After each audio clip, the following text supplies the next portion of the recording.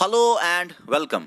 इस लेक्चर में हम सीखेंगे फॉर्मेशन ऑफ इंडियन कॉन्स्टिट्यूशन या मेकिंग कॉन्स्टिट्यूशन का। आप सबको पता है कि किसने बनाया इंडियन कॉन्स्टिट्यूशन को? कॉन्स्टिट्यूएंट असेंबली ने। इस लेक्चर में हम थोड़ा सा हल्का सा हिस्टोरिकल एंगल सीखेंगे और फिर इसी हिस्ट्री में हम देखेंगे कहां से कहां तक making of the Indian constitution है, कहां से कहां तक कॉन्स्टिट्यूशन बना। और थोड़ा सा हम हिस्ट्री जब सीखेंगे उसके बाद हम सीखेंगे ये जो कॉन्स्टिट्यूएंट असेंबली है जिसका काम था कॉन्स्टिट्यूशन बनाना, वो कैसे बनी। ठीक है, अब यही हमारा आज का टारगेट रहेगा इस लेक्चर में। डरिए मत, आपको लगता है बहुत कुछ लिखा है, लेकिन ऐसे समझाऊंगा आपको हर एक बात समझ में आने वाली है, चाहे आपको बिल्कुल भी नॉलेज ना हो। स्टार्ट करूंगा मैं हल्का सा हिस्ट्री जानना आपको जरूरी है। स्टार्ट करूंगा मैं 1600 से। 1600 में ईस्ट इंडिया कंपनी इंडिया आती है। क्या करने के लिए? ट्रेड करने के लिए। इनका मेन मोटिव ट्रेड होता है। जब ये यहां पे पॉलिटिकल इंस्टेबिलिटी देखते हैं, पॉलिटिकल इंस्टेबिलिटी देखने के बाद ही इनका मोटिव चेंज हो जाता है, ट्रेडर्स से रूलर्स ये बन जाते हैं। अब यहां पे जो पॉलिटिकल अनस्टेबिलिटी है, इसको पहले पहचाना, अंडरस्टैंड किया इन्होंने कि मराठास, जाट्स, सिख्स, मुगल्स आपस में लड़ते हैं और फिर आपस के अंदर भी लड़ाई है इनमें। मुगल्स के अंदर भी लड़ाई थी। तो ये जब अंडरस्टैंड करते हैं कि मराठास के अंदर से भी लड़ाई और बाहर ग्रुप से भी लड़ाई, एक दूसरे की लड़ाई जो है, इन्होंने इसका फायदा उठाया। और मैं ज्यादा हिस्ट्री तो नहीं बताऊंगा, लेकिन इतना आपको जानना पॉलिटिकल एंगल से जरूरी है कि 1765 में इनको मिलती है दीवानी ऑफ बंगाल, बिहार, उड़ीसा। बंगाल, बिहार, उड़ीसा की दीवानी मिलती है। दीवानी का मतलब अब इनको ताकत है कि ये कलेक्ट करे रेवेन्यूज, टैक्स कलेक्ट करे। टैक्स कलेक्ट आपसे कौन करता है? गवर्नमेंट। लेकिन ईस्ट इंडिया कंपनी इंडिया के लोगों से टैक्स करने लगे बंगाल, बिहार और उड़ीसा में। चलो ठीक है, मान लिया। तो यहां पे पता चलता है ट्रेडर्स से ये रूलर्स बनते हैं। 1765 में एक्चुअली बहुत लंबी कहानी है। 1764 का बैटल ऑफ बक्सर है, उसी का ये रिजल्ट है दीवानी। ओके, उतना हमें नहीं जानना है। अब देखिए 1765 से एंजॉय करती है ये ईस्ट इंडिया कंपनी, मजे करती है। ये ब्रिटिश पार्लियामेंट में, वहां पे इंग्लैंड में दिखाती है बहुत कम पैसे, हम तो कुछ नहीं कमाते, लेकिन इंडिया से इतना ज्यादा ये लूटते हैं, इतना ज्यादा कमाते हैं, ब्रिटिश में बहुत कम दिखाते हैं। ये ईस्ट इंडिया कंपनी एंजॉय करती है। वहां का पार्लियामेंट बोलता है अरे भाई ये तो गलत हो रहा है, ईस्ट इंडिया कंपनी मजे कर रहा है, उनको कोई पूछताछ नहीं है हमारी कंट्री से। वो गए इंडिया और वहां पे लूटमार करते हैं, लेकिन हमें कुछ नहीं देते, हमें कुछ नहीं दिखाते। इसको कंट्रोल करना पड़ेगा, इस कंपनी को जो India I, east India company. ये ब्रिटिश बोल रहा है, तो ब्रिटिश ने कंट्रोल किया अपनी ही कंपनी को जो India I, east India company. कब? 1773 में। आपने देखा होगा रेगुलेटिंग एक्ट। रेगुलेट मतलब चलाना। ब्रिटिश ने ईस्ट इंडिया कंपनी को कंट्रोल किया, चलाया, और इस रूल को पड़ता है नाम कंपनी रूल, जो कि 1773 से स्टार्ट हुआ, रिवोल्ट ऑफ 1857 तक। ओके, मतलब उसके बाद ही आता है दूसरा रूल, उसको बोलते हैं क्राउन रूल। समझो इस बात को पहले। 1773 से लेके 1853 तक आपको लगता है कंपनी रूल है, मतलब कंपनी चलाती है सब कुछ। ना, ऐसा नहीं है। कंपनी तो है सामने, ईस्ट इंडिया कंपनी लोगों के सामने, मगर यहां पे देखो 1773 में क्या होता है? ब्रिटिश कंट्रोल करती है ईस्ट इंडिया कंपनी को। ईस्ट इंडिया कंपनी है, कंपनी रूल है, मगर असल में ब्रिटिश क्राउन, ब्रिटिश पार्लियामेंट इस कंपनी को चलाता है। ठीक है, हमारे सामने ईस्ट इंडिया कंपनी तो है, लेकिन ईस्ट इंडिया कंपनी को कौन चलाता है? British crown, parliament. कब से? 1773 थे। तभी तो बहुत सारे यहां पे कानून आते हैं, regulating act, Pitt's India act वगैरह वगैरह एक्ट आते हैं, उतना नहीं पढ़ना। अब देख लीजिए 1857 में रिवोल्ट होता है। ईस्ट इंडिया कंपनी को अपना ब्रिटेन का पार्लियामेंट बोलता है भाई ईस्ट इंडिया कंपनी आपको इंडिया में हमने कितना सिखाया क्या करना है, लेकिन उसके बावजूद भी रिवोल्ट हो गया, आप खत्म। अब खुद डायरेक्ट पार्लियामेंट ब्रिटिश मतलब क्राउन रूल करेगा, कंपनी खत्म हो गई। इस कंपनी रूल में भी कंपनी तो थी सामने, लेकिन असली कंपनी को चलाता था ब्रिटेन। लेकिन फिर बोला कंपनी को आप एंड हो जाओ पूरी तरह से। अब डायरेक्ट रेस्पॉन्सिबिलिटी है ये ब्रिटिश क्राउन की, डायरेक्ट आएगा ब्रिटिश पार्लियामेंट रूल करने के लिए इंडिया को। उसी को बोलते हैं क्राउन रूल। तो यहां पे ईस्ट इंडिया कंपनी खत्म होती है जब तक आजादी होती है 15 अगस्त 1947 तक। इस दरमियान का रूल जो है, इसी रूल को बोलते हैं क्राउन रूल। ठीक है, अब याद रखना इस क्राउन रूल के दौरान ही कॉन्स्टिट्यूशन बनना स्टार्ट होता है। मैं बताऊंगा 15 अगस्त 1947, ये लिखा है 15 अगस्त 1947 जो है इंडिपेंडेंस डे मनाया जाता है। इसी इंडिपेंडेंस डे के साथ ये क्राउन रूल खत्म हुआ, यहां से यहां तक क्राउन रूल था। लेकिन याद रखिए आप, इसी क्राउन रूल के इस टाइम पे 1947 पे आजादी मिली, लेकिन 1946 9 दिसंबर 1946 से ही कॉन्स्टिट्यूशन बनना स्टार्ट हुआ। किसने बनाया? Constituent assembly. पहली मीटिंग कॉन्स्टिट्यूएंट असेंबली की कब थी? 9 दिसंबर 1946। तो कॉन्स्टिट्यूएंट असेंबली ने कॉन्स्टिट्यूशन बनाना स्टार्ट किया कब से? 9 दिसंबर 1946 से। कब तक कॉन्स्टिट्यूशन बना? 26 नवंबर 1949 तक कॉन्स्टिट्यूशन बना। आप बोलोगे सर कॉन्स्टिट्यूशन बना 26 जनवरी 1950 में। अरे कॉन्स्टिट्यूशन फॉर्म हुआ इस डेट पे, इनैक्ट हुआ इस डेट पे, एडॉप्ट हुआ इस डेट पे। हाँ, 26 जनवरी को कॉन्स्टिट्यूशन एनफोर्स हुआ, उसके बारे में भी बताऊंगा मैं, वेट करो, शायद आपके नेक्स्ट लेक्चर में पढ़ना होगा, और क्यों हुआ वो भी दे दूंगा रीजन। फिलहाल इतना समझो कि क्राउन रूल के लास्ट पीरियड पे कॉन्स्टिट्यूएंट असेंबली बनती है, उनकी पहली मीटिंग इस डेट पे होती है और कॉन्स्टिट्यूशन इस डेट पे बनता है। बीच में जो टाइम है मेकिंग ऑफ द कॉन्स्टिट्यूशन का, यही हमारा टॉपिक है। बीच में टाइम है, कितना लगा कॉन्स्टिट्यूएंट असेंबली को कॉन्स्टिट्यूशन बनाना? 2 साल लगे, 11 मंथ्स 18 डेज। यहां से यहां तक 2 साल 11 मंथ्स 18 डेज होते हैं, और इतना टाइम लगा कॉन्स्टिट्यूएंट असेंबली को इंडियन कॉन्स्टिट्यूशन बनाना। ठीक है, समझ लिया इतना। अब इतना समझ लिया तो इतना भी समझ लो आप, 1947 आपको क्या लगता है? 15 अगस्त इंडिपेंडेंस डे। लेकिन इंडिपेंडेंस नहीं मिली थी पूरी तरह। सर क्या बोल रहे हो, इसको तो हम इंडिपेंडेंस डे मना रहे हैं 15 अगस्त 1947। फिर ये इंडिपेंडेंस डे क्यों नहीं है? सॉरी, फिर इसमें पूरी तरह से इंडिपेंडेंस क्यों नहीं मिली? पूरी तरह से इंडिपेंडेंस मिली आपको 1950 पे।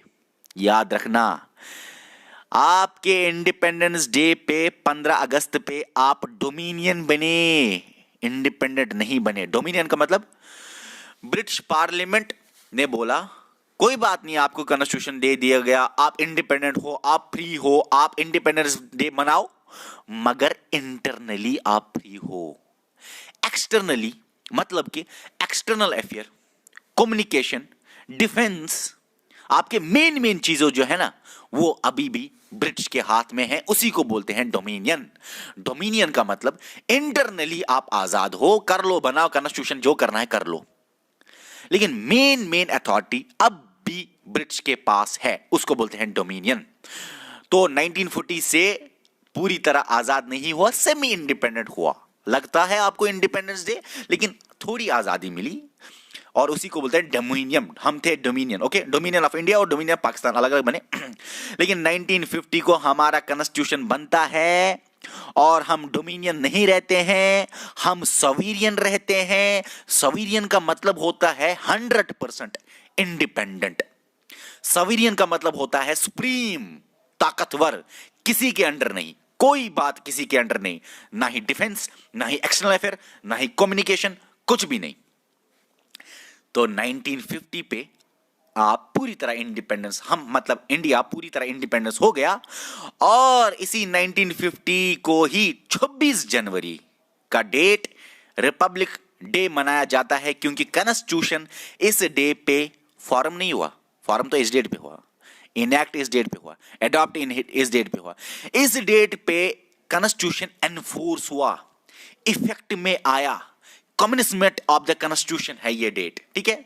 ओके, अब एक सवाल आया था एक बार, जरा जरा बता इन दो डेट्स में से कौन मनाया जाता है कॉन्स्टिट्यूशनल डे, नीचे कमेंट कीजिए।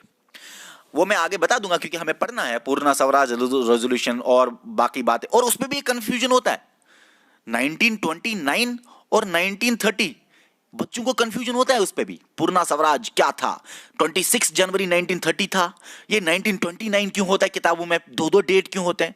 अरे हम है ना कंफ्यूजन क्लियर करने के लिए।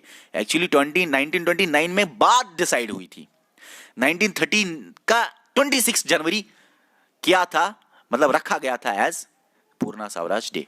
चलो उसी दिन समझाऊंगा, मतलब कल समझाऊंगा, इस पे कल वीडियो आएगा। देख लीजिए यहां पे तक आपने समझ लिया, अब पूरी तरह आजाद हुए, ठीक है, लेकिन फॉर्मेशन ऑफ इंडियन कॉन्स्टिट्यूशन में ये सब तो हम पढ़ेंगे, making of the Indian constitution, यहां से यहां तक कैसे बना इंडियन कॉन्स्टिट्यूशन।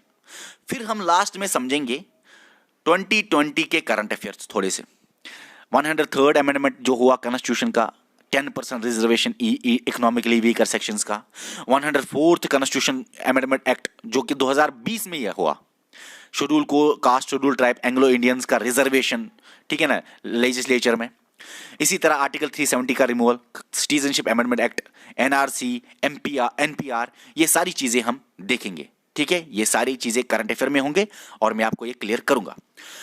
अब 1950 तक डोमिनियन इंडिया था, लेकिन पाकिस्तान 1956 तक डोमिनियन रहा, क्योंकि उनका कॉन्स्टिट्यूशन 1956 में बना, काफी टाइम लिया उन्होंने अपना कॉन्स्टिट्यूशन बनाने में। ओके, अब हम बात करेंगे बाई फॉर्मेशन या मेकिंग ऑफ कॉन्स्टिट्यूशन की। सबसे पहले मैं देखूंगा टाइम कितना हुआ।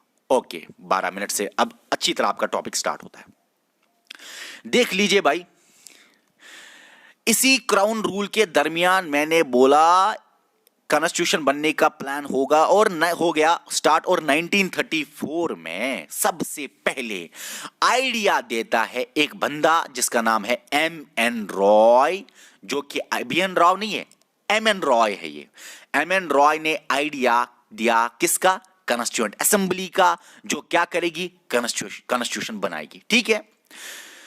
ब्रिटिश का कोई रिएक्शन अभी नहीं आया, ये तो इंडिया का रिएक्शन है। फिर यहां पे आपको ब्रिटिश का रिएक्शन देखने को मिलेगा, ये तो इंडिया बोल रहा है।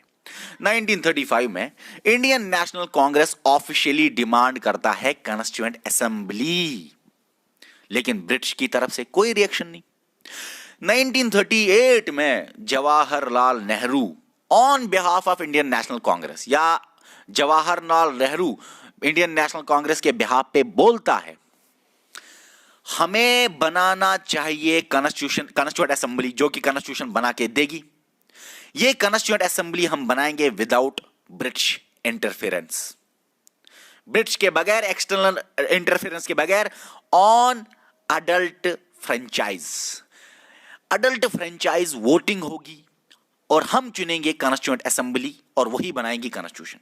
किसने बोला, जवाहरलाल नेहरू ने। अब अडल्ट फ्रेंचाइज इस डेट पे इसने बात की, लेकिन ब्रिटिश ने कभी भी अडल्ट फ्रेंचाइज पे कोई वोटिंग नहीं की थी पूरी हिस्ट्री में। ब्रिटिश जो वोटिंग कर रहा था, क्यों इसने बोला अडल्ट फ्रेंचाइज, क्यों इस बात पे जोर दिया, क्योंकि ब्रिटिश जो वोटिंग कर रहा था इससे पहले उसको बोलते थे लिमिटेड फ्रेंचाइज। लिमिटेड फ्रेंचाइज मतलब जो कि अडल्ट फ्रेंचाइज क्या होता है, जो अडल्ट हो गए वो वोट डालेगा। लिमिटेड फ्रेंचाइज होता है जिसके पास टैक्स होगा, प्रॉपर्टी, एजुकेशन, जो अमीर होगा सिर्फ वो वाला बंदा वोट डालेगा।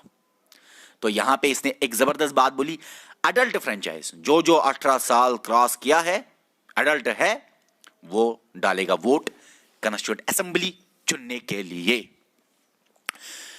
देखिए जब ये बात हुई तो ब्रिटिश को लगा अरे भाई कुछ तो करना पड़ेगा, कुछ तो देना पड़ेगा उनको। अब हम पढ़ेंगे यहां पे ब्रिटिश का रिएक्शन, ब्रिटिश ने क्या रिएक्शन दिया। एक तो यहां से फोर्स चल रहा था भाई कॉन्स्टिट्यूशन असेंबली दे दो, कॉन्स्टिट्यूएंट असेंबली दे दो।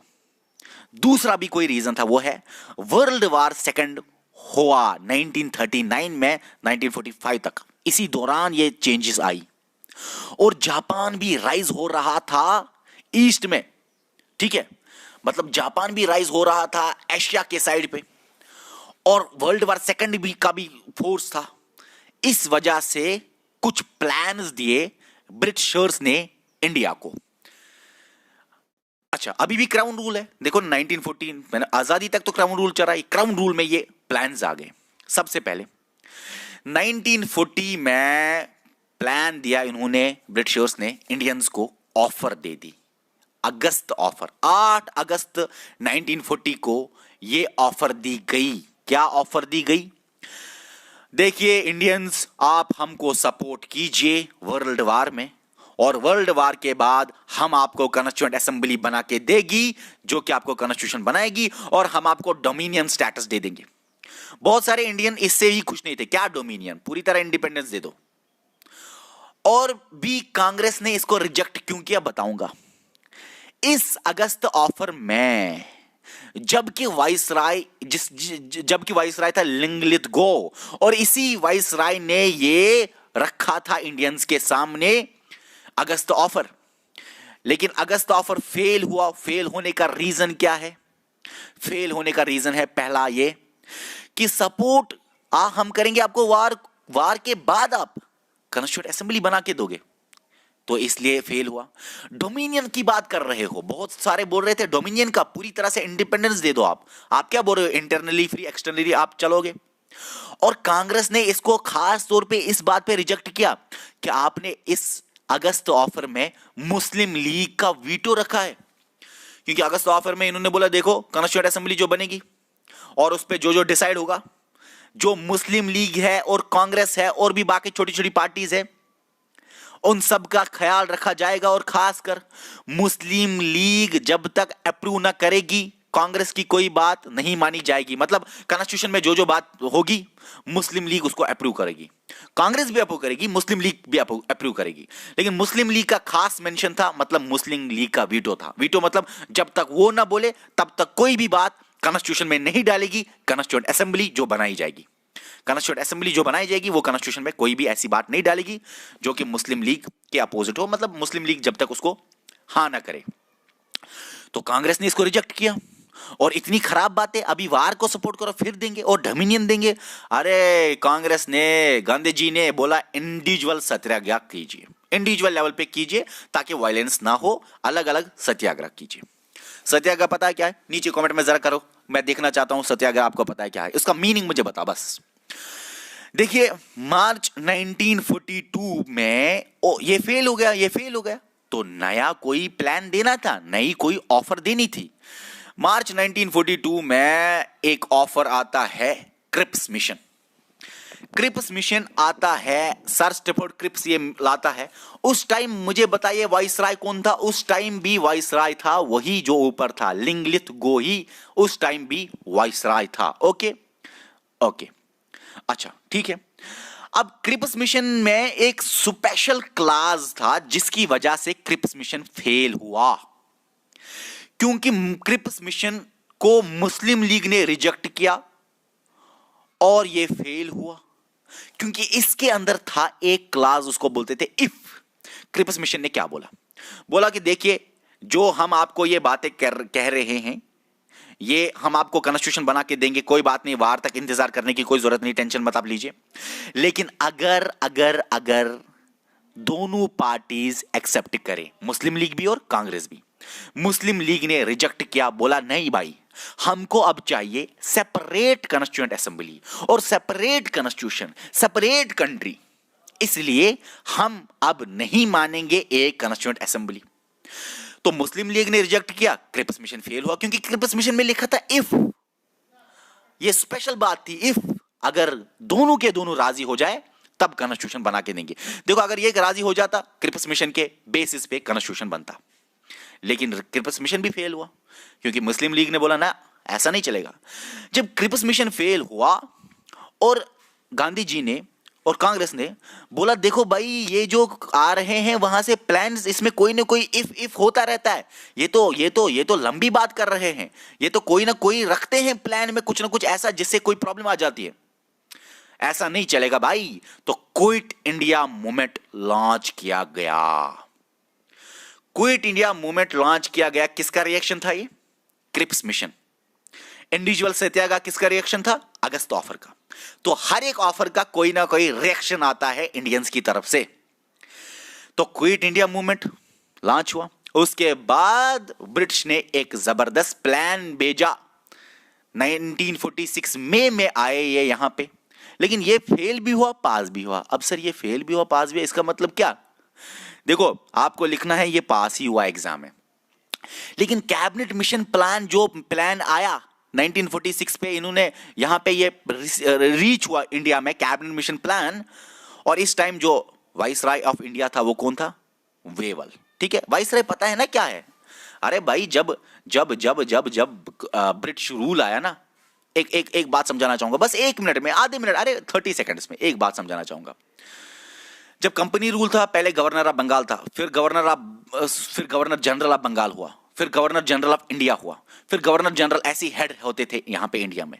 लेकिन जब क्राउन रूल आया तो इन्होंने गवर्नर जनरल की पोस्ट खत्म की। पता है कौन सा पोस्ट दिया? वाइसराय पोस्ट रखा, और सेक्रेटरी ऑफ स्टेट भी पोस्ट रखा। और क्राउन रूल में चलता रहा वाइसराय, सेक्रेटरी ऑफ स्टेट चलता रहा वाइसराय। और इस डेट पे जब खत्म हुआ, उसके बाद डोमिनियन में ब्रिटिश की तरफ से गवर्नर जनरल फिर से आया, गवर्नर जनरल ऑफ इंडिया। ठीक है, बात करेंगे हम, कोई बात नहीं, आगे भी ये बात आएगी एक जगह। लेकिन इतना याद रखा ना, क्राउन रूल में एक पोस्ट जनरेट हुआ वाइसराय का, और यही हम कर रहे हैं वाइसराय की बात। दोनों जगहों पे जो फेल हुए, वाइसराय सेम ही था, लिंगलिदगो, और यहां पे अच्छा मुझे बताओ, वाइसराय तो ठीक है, ब्रिटिश का प्राइम मिनिस्टर कौन था इन दो ऑफर्स में? दोनों ऑफर्स में सेम था ब्रिटिश का प्राइम मिनिस्टर, पता है कौन? Winston Churchill. अगस्त ऑफर भी, क्रिप्स मिशन भी उसी के टाइम पे जो कि ब्रिटिश का प्राइम मिनिस्टर था, कौन? Winston Churchill. अच्छा, यहां पे थर्ड में वाइसराय चेंज होता है, वेवेल, और वहां पे भी प्राइम मिनिस्टर दूसरा होता है, पता है कौन? क्लीमेंट एटली। अगर आप लिखना चाहते हो लिख लो। अरे क्लीमेंट एटली ने एक जबरदस्त बात बोली, पता है? फरवरी, Clement Attlee prime minister of Britain, फरवरी 1947 में पता है क्या बोले उसने?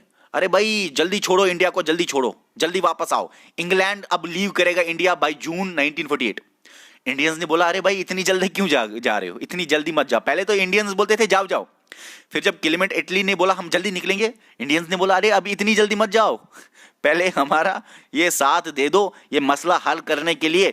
ये जब तक इंडियन इंडिपेंडेंस एक्ट नहीं आता, इंडिया और पाकिस्तान आजाद नहीं होता, तब तक यहीं रहो, नहीं तो वायलेंस बढ़ जाएगा मुस्लिम लीग और खासकर कांग्रेस में। ओके, देख लीजिए इस बात को कि इस डेट पे आता है कैबिनेट मिशन प्लान, जिसके टाइम पे वेवेल होता है वाइसराय, और वहां पे ब्रिटिश प्राइम मिनिस्टर होता है क्लीमेंट एटली।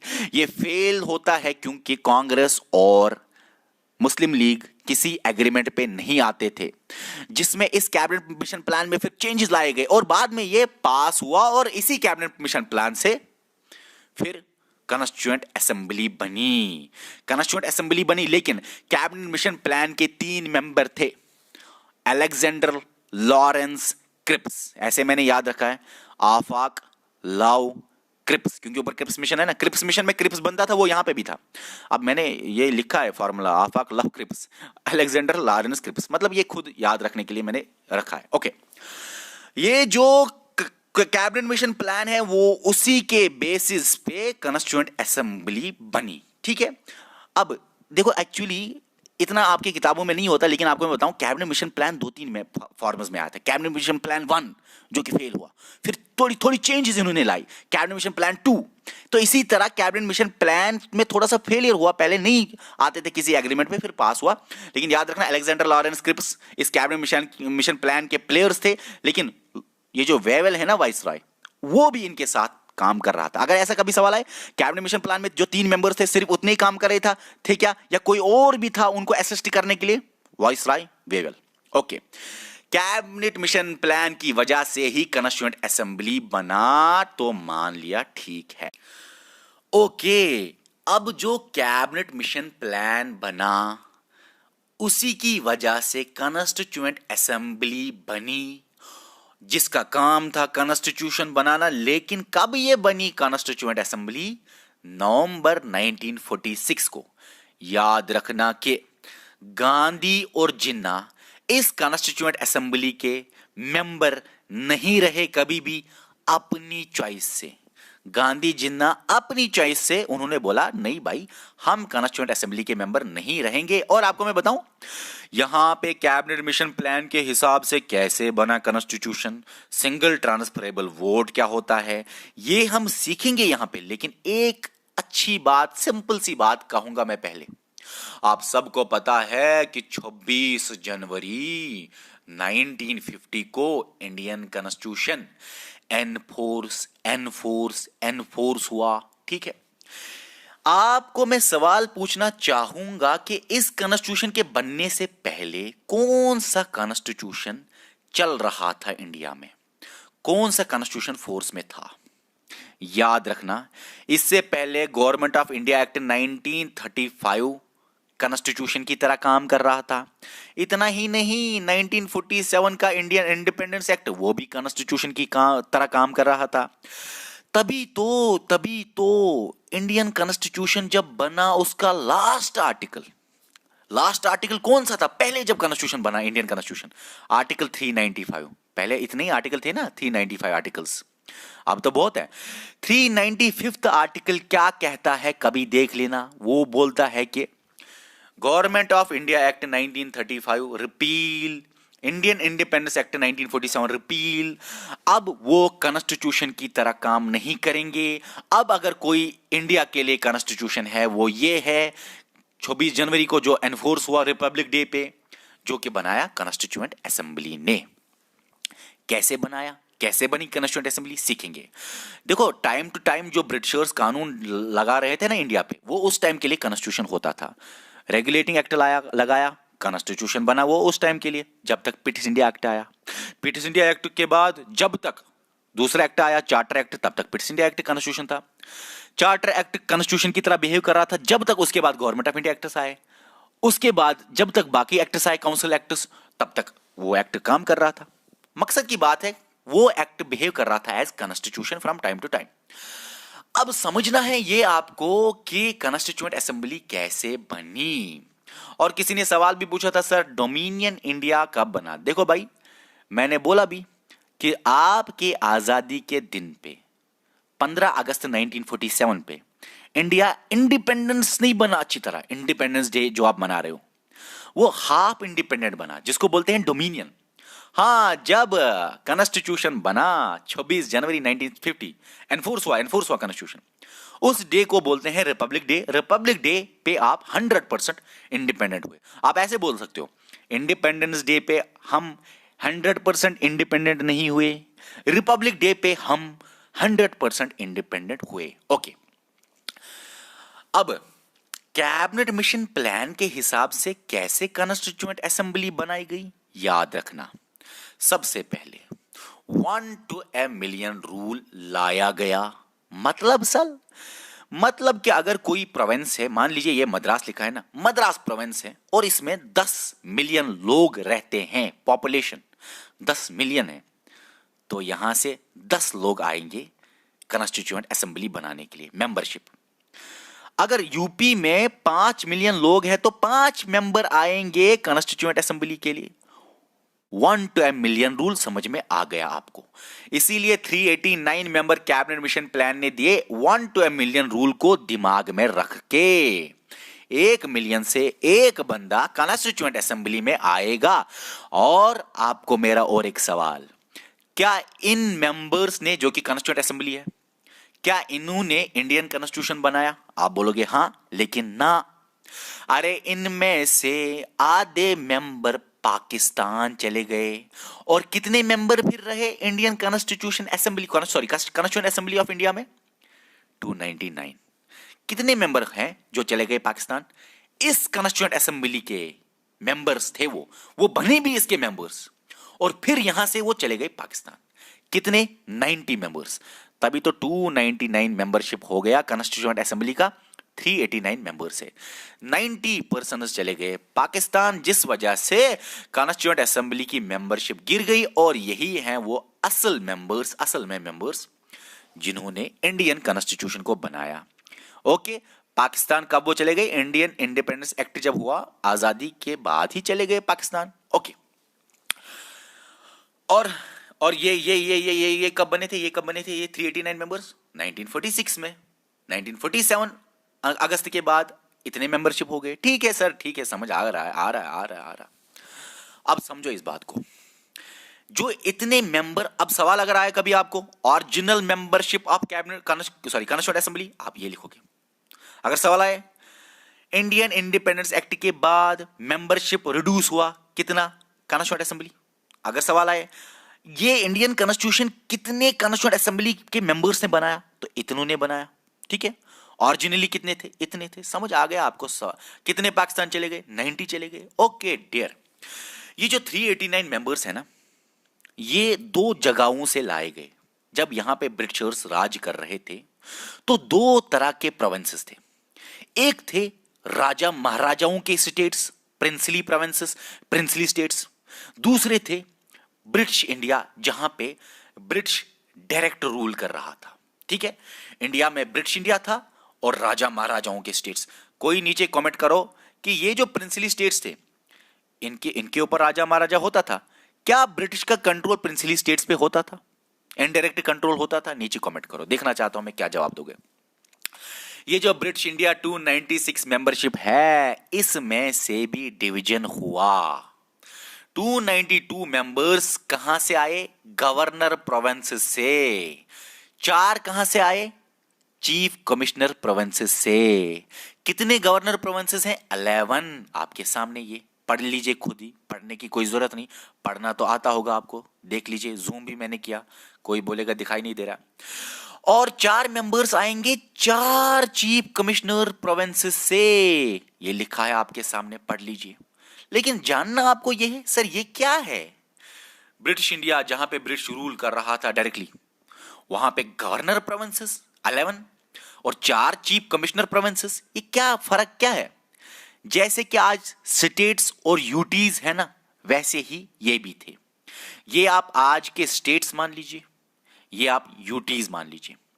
यहां पे बहुत इनकी असेंबली होती थी, पॉपुलेशन ज्यादा होती थी गवर्नर प्रोविंसेस में। यहां पे असेंबली नहीं होती थी और पॉपुलेशन कम होती थी। ठीक है ना, जैसे आज यूटी डायरेक्ट कंट्रोल सेंटर के अंदर।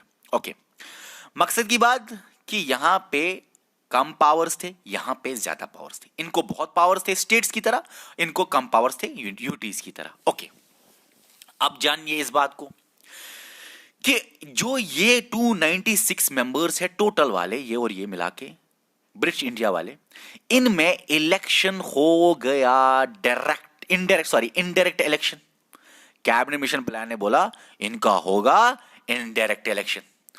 और जो 93 आएंगे राजा महाराजा स्टेट से, उनका इलेक्शन ही नहीं होगा। राजा महाराजा खुद ही डिसाइड करेगा, मेरे राज्य से ये जाएगा, मेरे राज्य से वो जाएगा। उसको बोलते हैं नॉमिनेशन। तो 93 प्रिंसली स्टेट्स के लिए इलेक्शन का प्रोसीजर नहीं था, नॉमिनेशन का था। लेकिन राजा महाराजाओं ने ये 93 सीट्स फिल ही नहीं किए। उन्होंने बोला भाई हमको क्या करना कॉन्स्टिट्यूएंट असेंबली से, हमको ना ही बनाना कॉन्स्टिट्यूशन, हम खुश हैं। अरे खुश तो होंगे, मजे ले रहे थे राजा महाराजा। अब समझना आपको यह है कि जो ये प्रोविंसेस है जिनमें इनडायरेक्ट इलेक्शन हुआ। अब ये इनडायरेक्ट इलेक्शन क्या होता है? जहां पे लोग वोट नहीं डालेंगे, जहां पे वोट डालेंगे कौन? स्पेशल पर्संस, एमएलएज, एमपीज, ठीक है ना, लेजिस्लेटिव मेंबर्स या कोई खास बंदा। ओके, अब यहां पे भी किसी किसी खास बंदे ने ही वोट डाला इन 296 मेंबर्स को चुनने के लिए, ताकि ये जाए कॉन्स्टिट्यूएंट असेंबली में। इस इनडायरेक्ट इलेक्शन में किसने वोट डाला, उनको बोलते हैं प्रोविंसेस। हर एक प्रोविंस में लेजिस्लेटिव प्रोविंस होती थी, प्रोविंशियल असेंबली उसको बोला जाता था। सॉरी, लेजिस्लेचर होता था, उसको बोलते थे प्रोविंशियल असेंबली।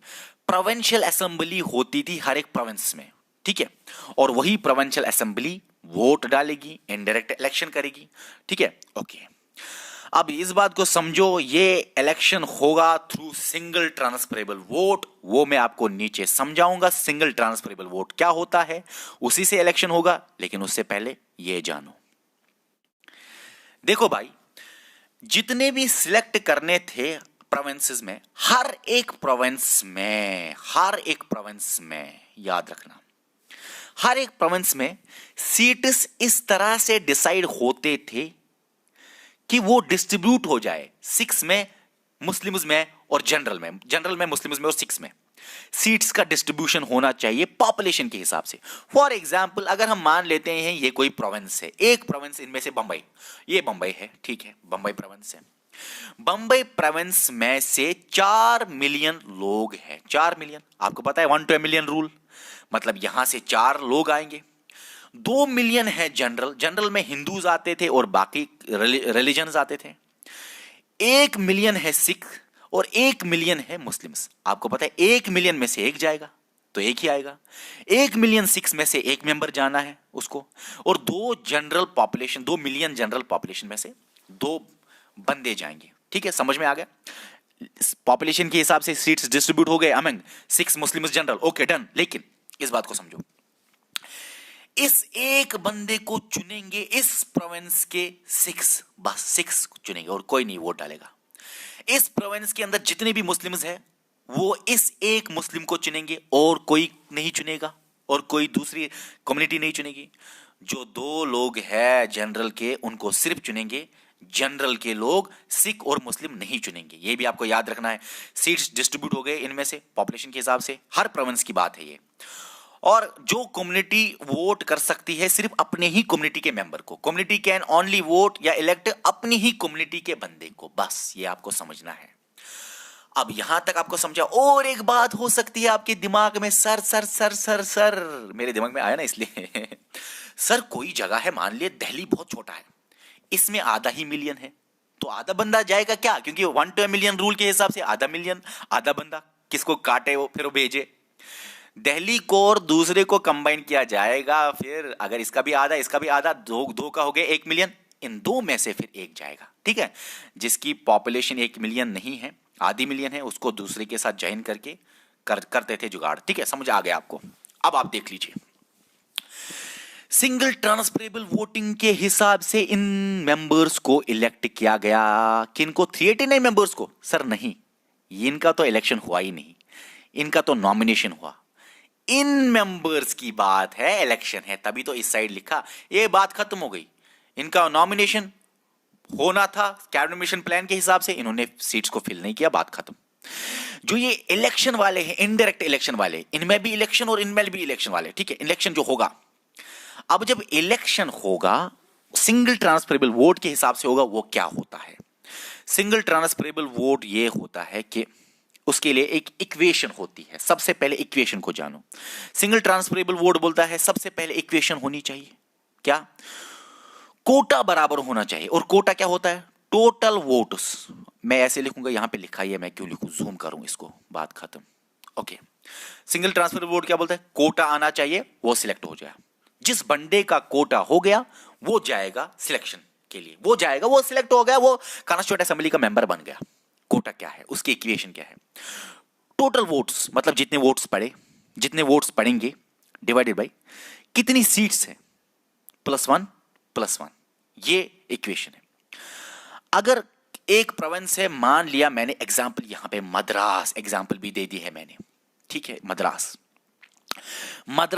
ये इनडायरेक्ट इलेक्शन है भाई। मद्रास के प्रोविंशियल असेंबली जो है ना, असेंबली, प्रोविंशियल असेंबली अंदर की मद्रास की, सिर्फ वो वोट करेंगे।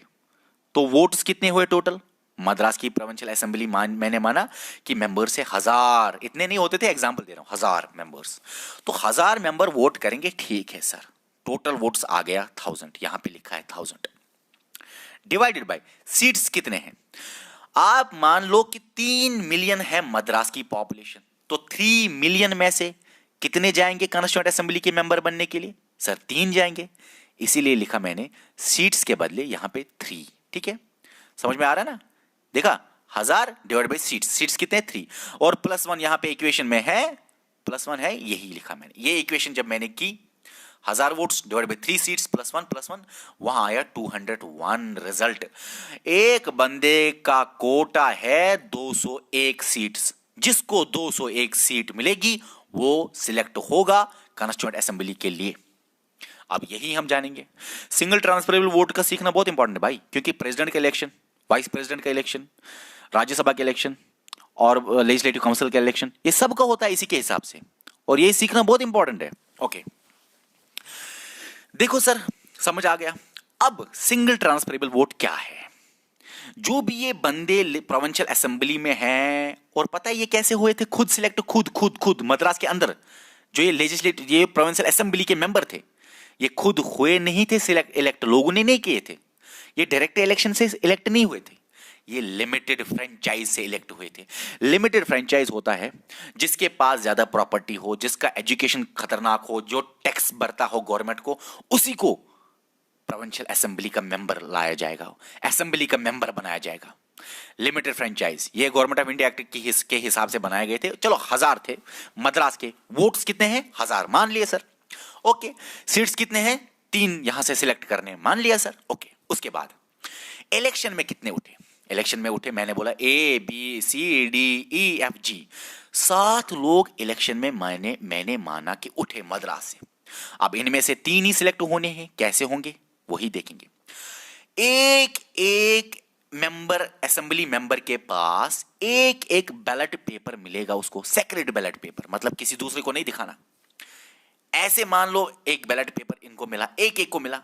ये बैलेट पेपर पे, फॉर एग्जांपल इसकी अगर बात करें, इस बंदे की, इसके पास बैलेट पेपर आया, उसने अपने बैलेट पेपर पे प्रेफरेंस देनी है, तभी सिंगल ट्रांसफरेबल वोट को बोलते हैं प्रेफरेंशियल वोटिंग भी। क्या प्रेफरेंस? वो बोलेगा ए को मैं नंबर 1 दूंगा, यही सिलेक्ट होना चाहिए मद्रास से फॉर कॉन्स्टिट्यूएंट असेंबली। फिर यही बंदा बोलता है अगर ये ए नहीं सिलेक्ट हुआ तो दूसरे नंबर पे बी देता हूं मैं, अगर वो नहीं तीसरे नंबर पे सी, अगर वो नहीं फिर जी जाना चाहिए 4th नंबर पे, फिर एफ जाना चाहिए 5th नंबर पे। मतलब ये बोलता है अगर ये नहीं तो वो जाना चाहिए, दूसरी प्रेफरेंस, थर्ड प्रेफरेंस, ये प्रेफरेंस देते हैं। जैसे कि ये वाले बंदे ने, इसको बैलेट पेपर मिला, उसने ये प्रेफरेंस दे दी। एग्जाम्पल, उसने बोला पहला नंबर सी सिलेक्ट होना चाहिए, अगर वो नहीं हुआ दूसरा किसको, हाँ दूसरा यहां पे तो ए सिलेक्ट होना चाहिए, तीसरा किसको, ये है तो डी सिलेक्ट होना चाहिए। मतलब कि ये हर बंदे को, जितने बंदे उठे हैं इलेक्शन के लिए, बोलते हैं कि वो सिलेक्ट होना चाहिए, वो सिलेक्ट होना चाहिए, वो सिलेक्ट होना चाहिए, दूसरे नंबर पे, तीसरे नंबर पे। समझ आ गया आपको? अब आपको जानना है सिलेक्ट कौन होगा, सिंगल ट्रांसफरेबल वोट क्या होती है। बहुत आसान है, बहुत आसान है। देखो, कोटा आपको पता है मद्रास के लिए 2001 सीटें मिलनी चाहिए। ओके, देखो जब ये उठे थे इलेक्शन के लिए A B C D E F G, उनमें से 1000 सीट्स में से, क्योंकि टोटल वोट्स हैं 1000 वोट्स में से 200 वोट्स जी को मिले। जी जो बंदा है 200 वोट्स मिले, 160 140 इसी तरह सबको अपने अपने वोट्स मिले। आप मुझे बताइए कौन सिलेक्ट हुआ? तीन तो हमें सिलेक्ट करने हैं, कौन 3 सिलेक्ट हुए? आप बोलोगे 200 वाला, ठीक है 200 वाला, 180 वाला, फिर 160 वाला। सर ये 3 सिलेक्ट हुए FGA। भाई अभी कोई सिलेक्ट नहीं हुआ, क्योंकि कोटा की लाइन किसी ने क्रॉस नहीं की। कोटा बोलता है मैं हूं 201 सीट्स, इसको 200 ही है, 201 नहीं है। इसको अगर 1 मिल जाए तो ये सिलेक्ट। अब सिंगल ट्रांसफरेबल वोट बोलता है जब कोई सिलेक्ट नहीं होगा, जब कोटा पूरा नहीं हुआ, जब 3 सीट्स यहां के एग्जाम्पल पे नहीं आई पूरी, तो क्या करना है? सबसे कम सीट्स वाले को, सबसे कम सीट्स वाला कौन है? 90 वाला। अब आप बोलोगे सर सबसे कम सीट्स हमको समझ नहीं आया। याद रखना इस बात को, बहुत जरूरी पॉइंट है। सबसे कम सीट्स 90 सीट्स का मतलब पता है क्या है? 90 लोगों ने 1000 में से 1 नंबर प्रेफरेंस सी को दी है, डी को 1 नंबर प्रेफरेंस मिली है 110 वोट्स, ए को 180 लोगों ने 1000 में से ए को फर्स्ट प्रेफरेंस दी है। समझ आया ना? ओके, ये आपको समझ में आ गया। सबसे फर्स्ट प्रेफरेंस 1000 लोगों में से किसको मिली है सबसे कम फर्स्ट प्रेफरेंस? सर सी को, सिर्फ 90 फर्स्ट प्रेफरेंसेस है। तो जब किसी ने कोटा पूरा नहीं किया, सी को हटाया जाता है। जो ये 90 इसके फर्स्ट प्रेफरेंस है ना, वो ट्रांसफर हो जाते हैं। जिन बंधु ने 90 सी फर्स्ट प्रेफरेंस सी को दिए हैं, उन्होंने किसी को दूसरी प्रेफरेंस दी होगी, किसी ना किसी को दूसरी प्रेफरेंस दी होगी, हर बंदे ने दूसरी प्रेफरेंस दी होगी किसी ना किसी को, तो वो दूसरी प्रेफरेंस मानी जाती है और चढ़ाई जाती है इन पे। फॉर एग्जाम्पल 90 लोगों में से 40 लोग ऐसे हैं, 50 लोग ऐसे हैं, 50 लोग ऐसे हैं जिन्होंने एफ को सेकंड प्रेफरेंस दी थी, तो 160 से ऊपर चला जाएगा ये। इसका कोटा। दो तीन लोग ऐसे हैं जिन्होंने इसको प्रेफरेंस दी थी, सेकंड प्रेफरेंस, तो ए के ऊपर चला जाएगा कोटा। दो तीन लोग ए के ऊपर ऐसे ही। लेकिन मैंने यहां पे 160 वाले को जिताया, क्योंकि सी में से मैक्सिमम लोगों ने से सेकंड प्रेफरेंस दी थी एफ को, तो सी के वोट्स ट्रांसफर हो गए मैक्सिमम वाले एफ को, सेकंड प्रेफरेंस वाले को। इसीलिए इसको बोलते हैं सिंगल ट्रांसफरेबल वोट। अब आप मुझे बता किसने जीता? सर इसने जीता। ठीक है, समझ आया ना? इसने जीता, एफ ने जीता। अब आपको मैं ये भी बताना चाहूंगा, बहुत इंपॉर्टेंट पॉइंट है। इसी तरह जब ये खत्म हुआ, उसके बाद ये जो ऊपर वाले हिस्से हैं ना वोट्स, वो किसी काम के नहीं है, वो फिर से हटाए जाएंगे और वो फिर से देखे जाएंगे कि सेकंड प्रेफरेंस उनकी क्या है। सेकंड प्रेफरेंस देखी गई यहां पे, यहां पे, यहां पे फिल हो गया। अगर फिर भी फिल नहीं हुआ, इसको भी नहीं आई, फिर भी फिल नहीं हुआ, तो पता क्या होता है? इसी तरह सबसे कम मार्क्स वाला ये है, इसका हटाया जाता है। तो मान लीजिए इसके 110 लोगों ने इसको भी 10 वोट 50 वोट दिए थे, तो ये भी ऊपर चला जाएगा। या इसको भी 40-50 दिए, ये भी ऊपर चला जाएगा। या इसको भी चलो एक ही चाहिए, इस बेचारे को तो एक ही चाहिए, इसको भी 5-6 वोटें दे तो ये भी ऊंचा। जो 3 बंदे पहले सिलेक्ट हुए, ये तो बाद में हो, चलो ये 3 बंदे पहले सिलेक्ट हुए, बस यही सिलेक्ट हुए according to single transferable voting. आपको समझ में आ गया होगा सिंगल ट्रांसफरेबल वोट। सबसे मुश्किल है सिंगल ट्रांसफरेबल वोट को समझना। और आपको मैं बताऊं लास्ट में टोटल जो सीट्स है 290, यहां पे देखो ऊपर 292 सीट्स, सॉरी 292 तो इनके थे, 296 टोटल, 296 टोटल सीट्स।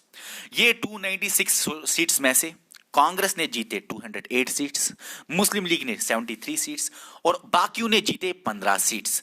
और तभी तो मुस्लिम लीग ने बोला कि मैं बाइकॉट करूंगा, मैं मीटिंग नहीं करूंगा। उन्होंने मीटिंग अटेंड नहीं की, जो कि आप कल पढ़ोगे। मीटिंग पे क्या हुआ? कॉन्स्टिट्यूएंट असेंबली बनी ना। अब मीटिंग करनी है, कब करनी है? फर्स्ट मीटिंग होगी 9 दिसंबर को। कब बना कॉन्स्टिट्यूएंट असेंबली? नवंबर को। लेकिन 9 दिसंबर को फर्स्ट मीटिंग होगी। और आपको मैं बताऊं, देखो सीट्स तो डिस्ट्रीब्यूट होंगे, लेकिन ऐसा नहीं सोचना कि मुस्लिम्स का मतलब मुस्लिम लीग, यहां पे हिंदूज में जनरल है, इसका मतलब कांग्रेस। ना ना ना, कांग्रेस में बहुत सारे मुस्लिम्स है थे, ऐसा नहीं समझना, ठीक है? यहां पे ओवरलैप नहीं होना चाहिए इन दोनों का। कांग्रेस में जिसमें बहुत सारे मुस्लिम्स भी थे, उसके 208 सीट्स, मुस्लिम लीग में 73 और बाकियों में 15 सीट्स थी, जीते बाकियों ने। बाकी ये पार्टीज है, ये पार्टीज है, ओके पार्टीज है। अब ठीक है, आपको समझ में आ गया। मैक्सिमम कांग्रेस के इसके अंदर आ गए, कॉन्स्टिट्यूएंट असेंबली के अंदर आ गए, और यही बनाते हैं फिर कॉन्स्टिट्यूशन। आपको कल मैं सिखाऊंगा कॉन्स्टिट्यूएंट असेंबली की मीटिंग। हमको क्या पढ़ना है? कॉन्स्टिट्यूएंट असेंबली की मीटिंग। और आपको मैं बताऊं, सबसे major portion government of India act 1935 का है इंडियन कॉन्स्टिट्यूशन में, उसके बारे में भी बताऊंगा मैं, कैसे काम किया कॉन्स्टिट्यूएंट असेंबली ने, ऑब्जेक्टिव रेजोल्यूशन क्या था, इंडियन इंडिपेंडेंस एक्ट क्या है, वो भी मैं आपको समझाऊंगा। फिर जब कमिटीज बनाए गए, major committee, minor committee, drafting committee, वो क्या होता है, कब इनएक्ट हुआ कॉन्स्टिट्यूशन, कब एनफोर्स हुआ कॉन्स्टिट्यूशन, क्या फर्क थी।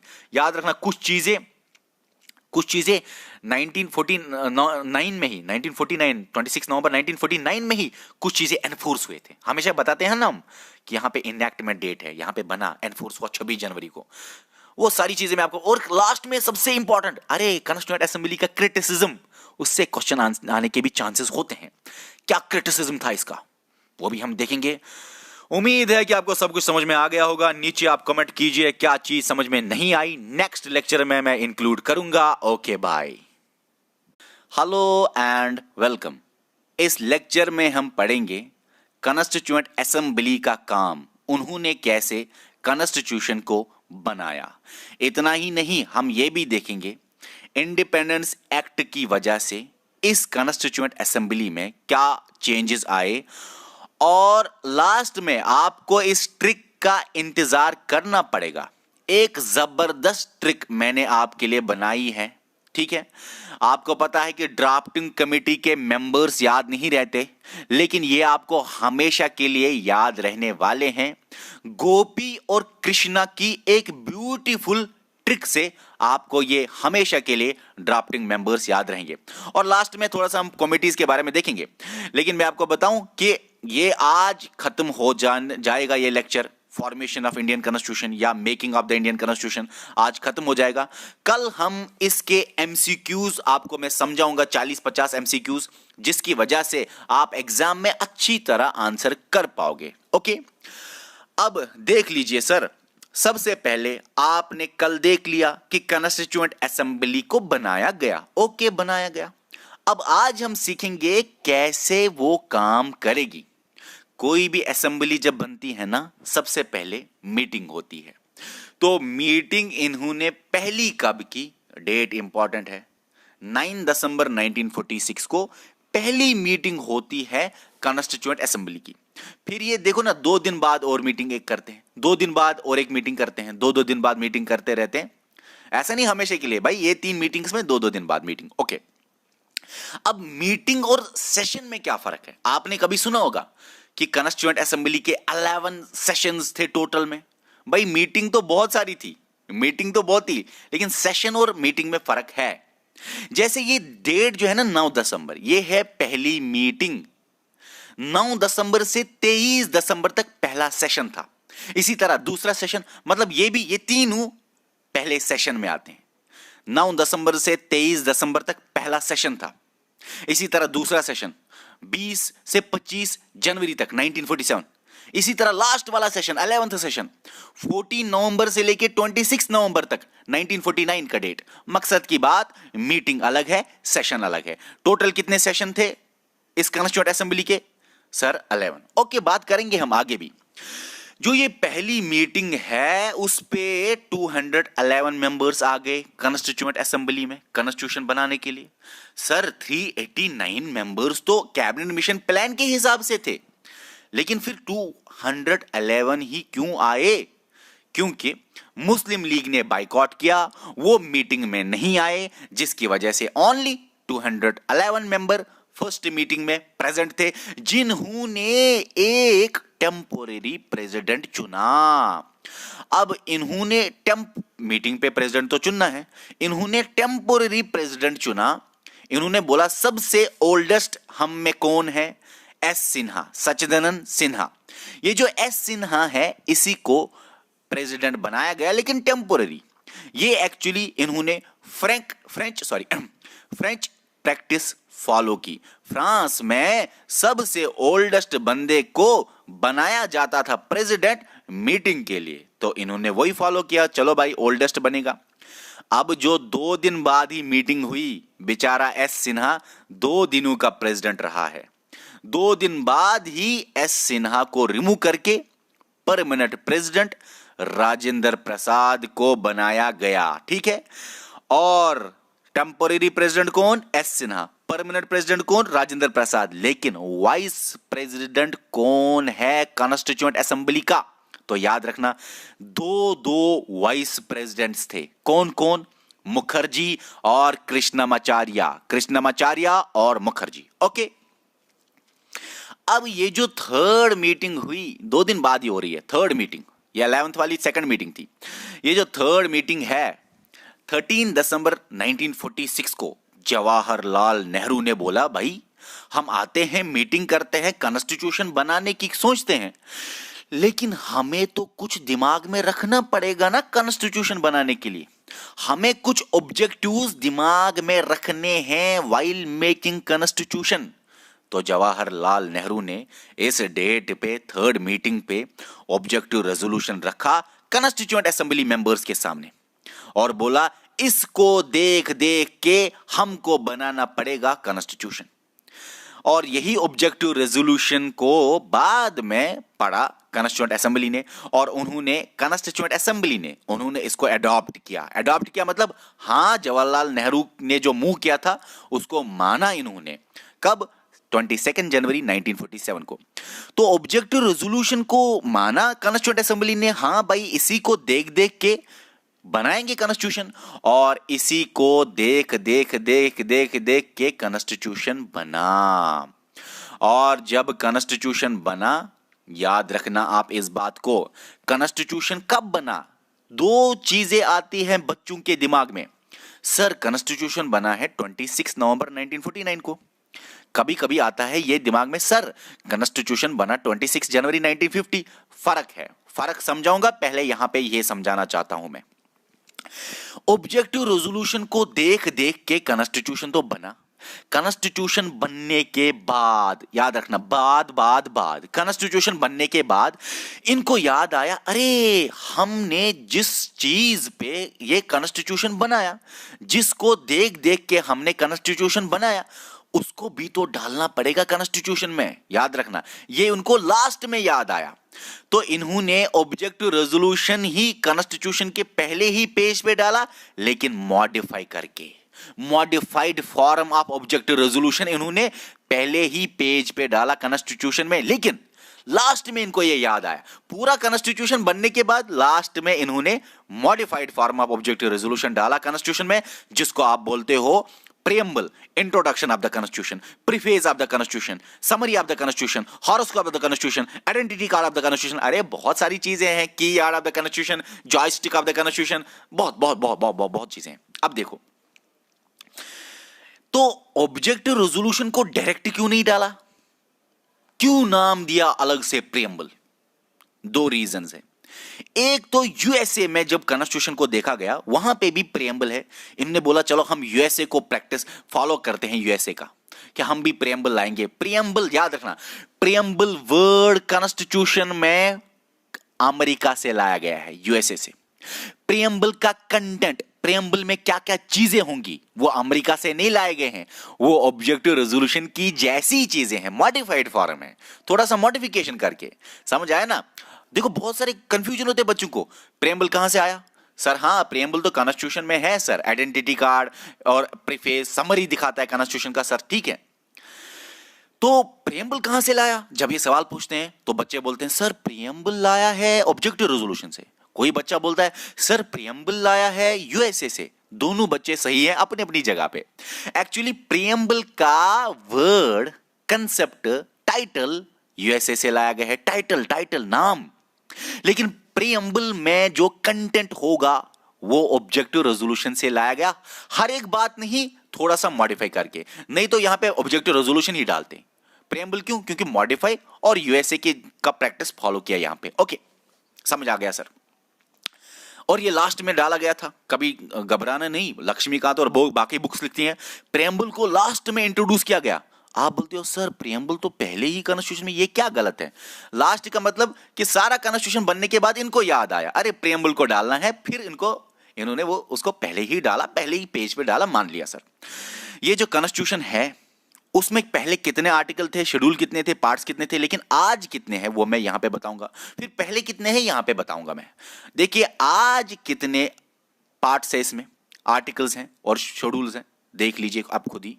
आज 448 आर्टिकल्स हैं, 25 पार्ट्स हैं, 12 शेड्यूल्स हैं और 104 अमेंडमेंट्स हुए हैं और हमको पढ़ने हैं। 102nd और 103rd 104th, लगभग कम से कम आपको यह पता होना चाहिए 103rd और 104th अमेंडमेंट क्या है। उसके आने के चांसेस बहुत ज्यादा है, क्योंकि एक 2019 में हुआ और 104th तो 2020 में ही हुआ ना भाई। ओके, समझना है इस बात को। और प्रीएम्बल भी है। कोई आपको बोले क्या है कॉन्स्टिट्यूशन में, याद रखना प्रीएम्बल, आर्टिकल, पार्ट्स, शेड्यूल्स, ये आपको याद रखना है बस। और ये मैं आपको बोल रहा हूं कि कितने अमेंडमेंट्स हुए हैं ये अलग से पढ़ना है हमें। कितने अमेंडमेंट्स हुए? 104। ओके, लास्ट वाला अमेंडमेंट कम से कम पढ़ना है। अब सर कॉन्स्टिट्यूशन कब बना? दो मैंने बोला, अभी अभी दो आंसर आएंगे, दोनों आंसर अपनी अपनी जगह पे सही है। वैसे बना इस डेट पे, एनफोर्स हुआ इस डेट पे, बताऊंगा मैं। कॉन्स्टिट्यूशन इनैक्ट हुआ 26 नवंबर 1949 को। इनैक्ट बोलो, अडॉप्ट बोलो, फॉर्म बोलो, याद रखना कॉन्स्टिट्यूशन कब तैयार हुआ है? सर कॉन्स्टिट्यूशन हुआ है तैयार 26 नवंबर 1949 को। सर अगर कॉन्स्टिट्यूशन इस डेट पे तैयार हुआ तो फिर ये कौन सा डेट है? याद रखना इस डेट पे तैयार हुआ एडॉप्शन, इनएक्टमेंट, फॉर्मेशन, जिसको बोलते हैं कॉन्स्टिट्यूशनल डे या नेशनल लॉ डे। याद रखना 26 नवंबर 1949 constitutional day, national law day. इस डेट पे कॉन्स्टिट्यूशन तैयार हुआ, अच्छी तरह तैयार हुआ, लेकिन ये एक अच्छा डेट ढूंढना था कॉन्स्टिट्यूशन मेकर्स को, कॉन्स्टिट्यूएंट असेंबली को एक जबरदस्त डेट ढूंढना था जिस पे ये बोलते हाँ भाई आज से इस कंट्री में कॉन्स्टिट्यूशन लागू है, फोर्स में हुआ है, एनफोर्स हुआ है। तो वो डेट इन्होंने ढूंढा 26 जनवरी।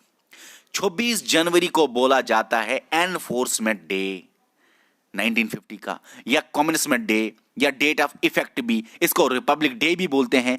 इस दिन कॉन्स्टिट्यूशन बना, इस दिन कॉन्स्टिट्यूशन एनफोर्स हुआ। रीजन क्या है? बीच में 2 महीनों का गैप क्यों? याद रखना, क्योंकि पूर्ण स्वराज डे 26 जनवरी को रखा गया था। 1930 26 जनवरी को पूर्ण स्वराज डे मनाना था, और उसके बाद में 1931, 32, 33, 34 जब भी हर साल 26 जनवरी को बोला गया था इंडियन नेशनल कांग्रेस ने कि यही है पूर्ण स्वराज डे, पूरी आजादी डे, कंप्लीट इंडिपेंडेंस डे। ये कब हुआ था? एक्चुअली लाहौर सेशन हुआ था दिसंबर 1929 को। लाहौर सेशन में Jawaharlal Nehru on behalf of Indian national Congress, उसने बोला भाई आज से 26 जनवरी जब भी आएगा, 29 के बाद क्या आएगा? 1930 है ना, 1930।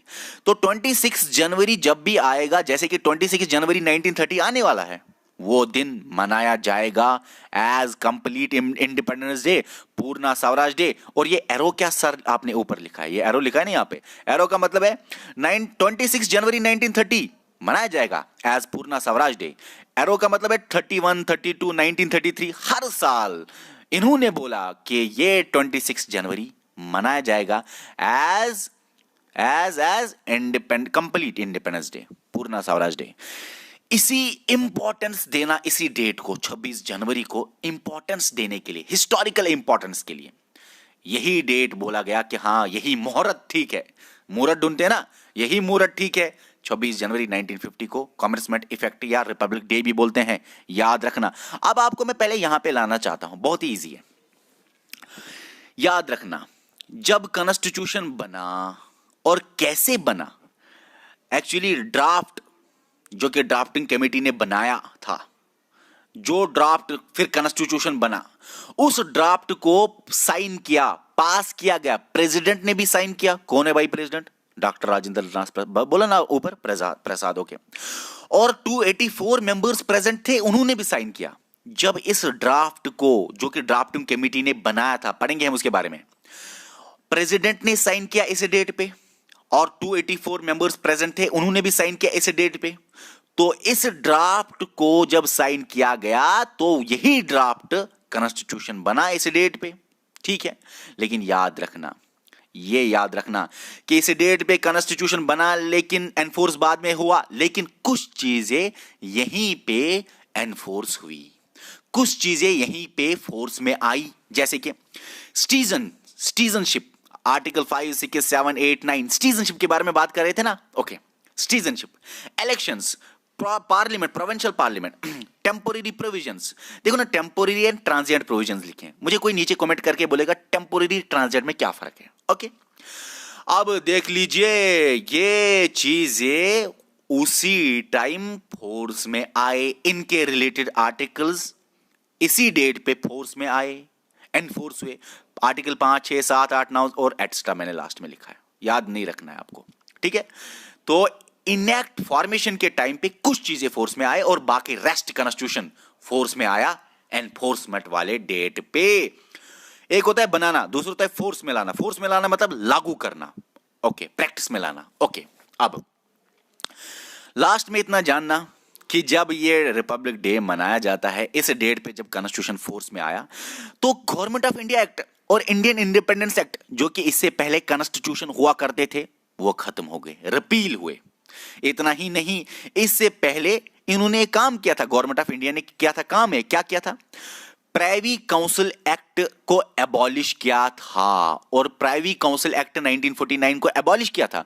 और ये एक्ट इन्होंने बोला हाँ ये एबॉलिश ही है, आगे ये एक्ट नहीं चलेगा, ये एबॉलिश ही है। देखो कभी कंफ्यूजन नहीं होना, इन्होंने बोला हाँ ये तो दोनों खत्म हो गए, लेकिन ये चलेगा आगे भी इंडिया में। क्या चलेगा? प्राइवी काउंसिल को जो एबॉलिश किया गया, खत्म किया गया था, वही चलेगा। मतलब अब ये प्राइवी काउंसिल नहीं था, खत्म किया था इंडियन गवर्नमेंट ने, तो वही होगा, आगे भी ये खत्म ही है, चलेगा प्रोविजन, मतलब आगे भी ये खत्म ही है। एबॉलिशन इसका जो हुआ था वो आगे भी एबॉलिश ही है, ठीक है। ओके, मतलब ये पहले ही खत्म होता है, ये आगे भी है। प्राइवी काउंसिल क्या है? प्राइवी काउंसिल एक्चुअली एक कोर्ट मान लीजिए आप, ये सुनता था अपील्स फ्रॉम कोर्ट्स, कॉलोनीज जो ब्रिटिश ब्रिटिश की थी ना, जैसे कि जितनी भी कॉलोनीज ब्रिटिशर्स के अंडर थी, उन सब के अपील्स प्राइवी काउंसिल सुनता था।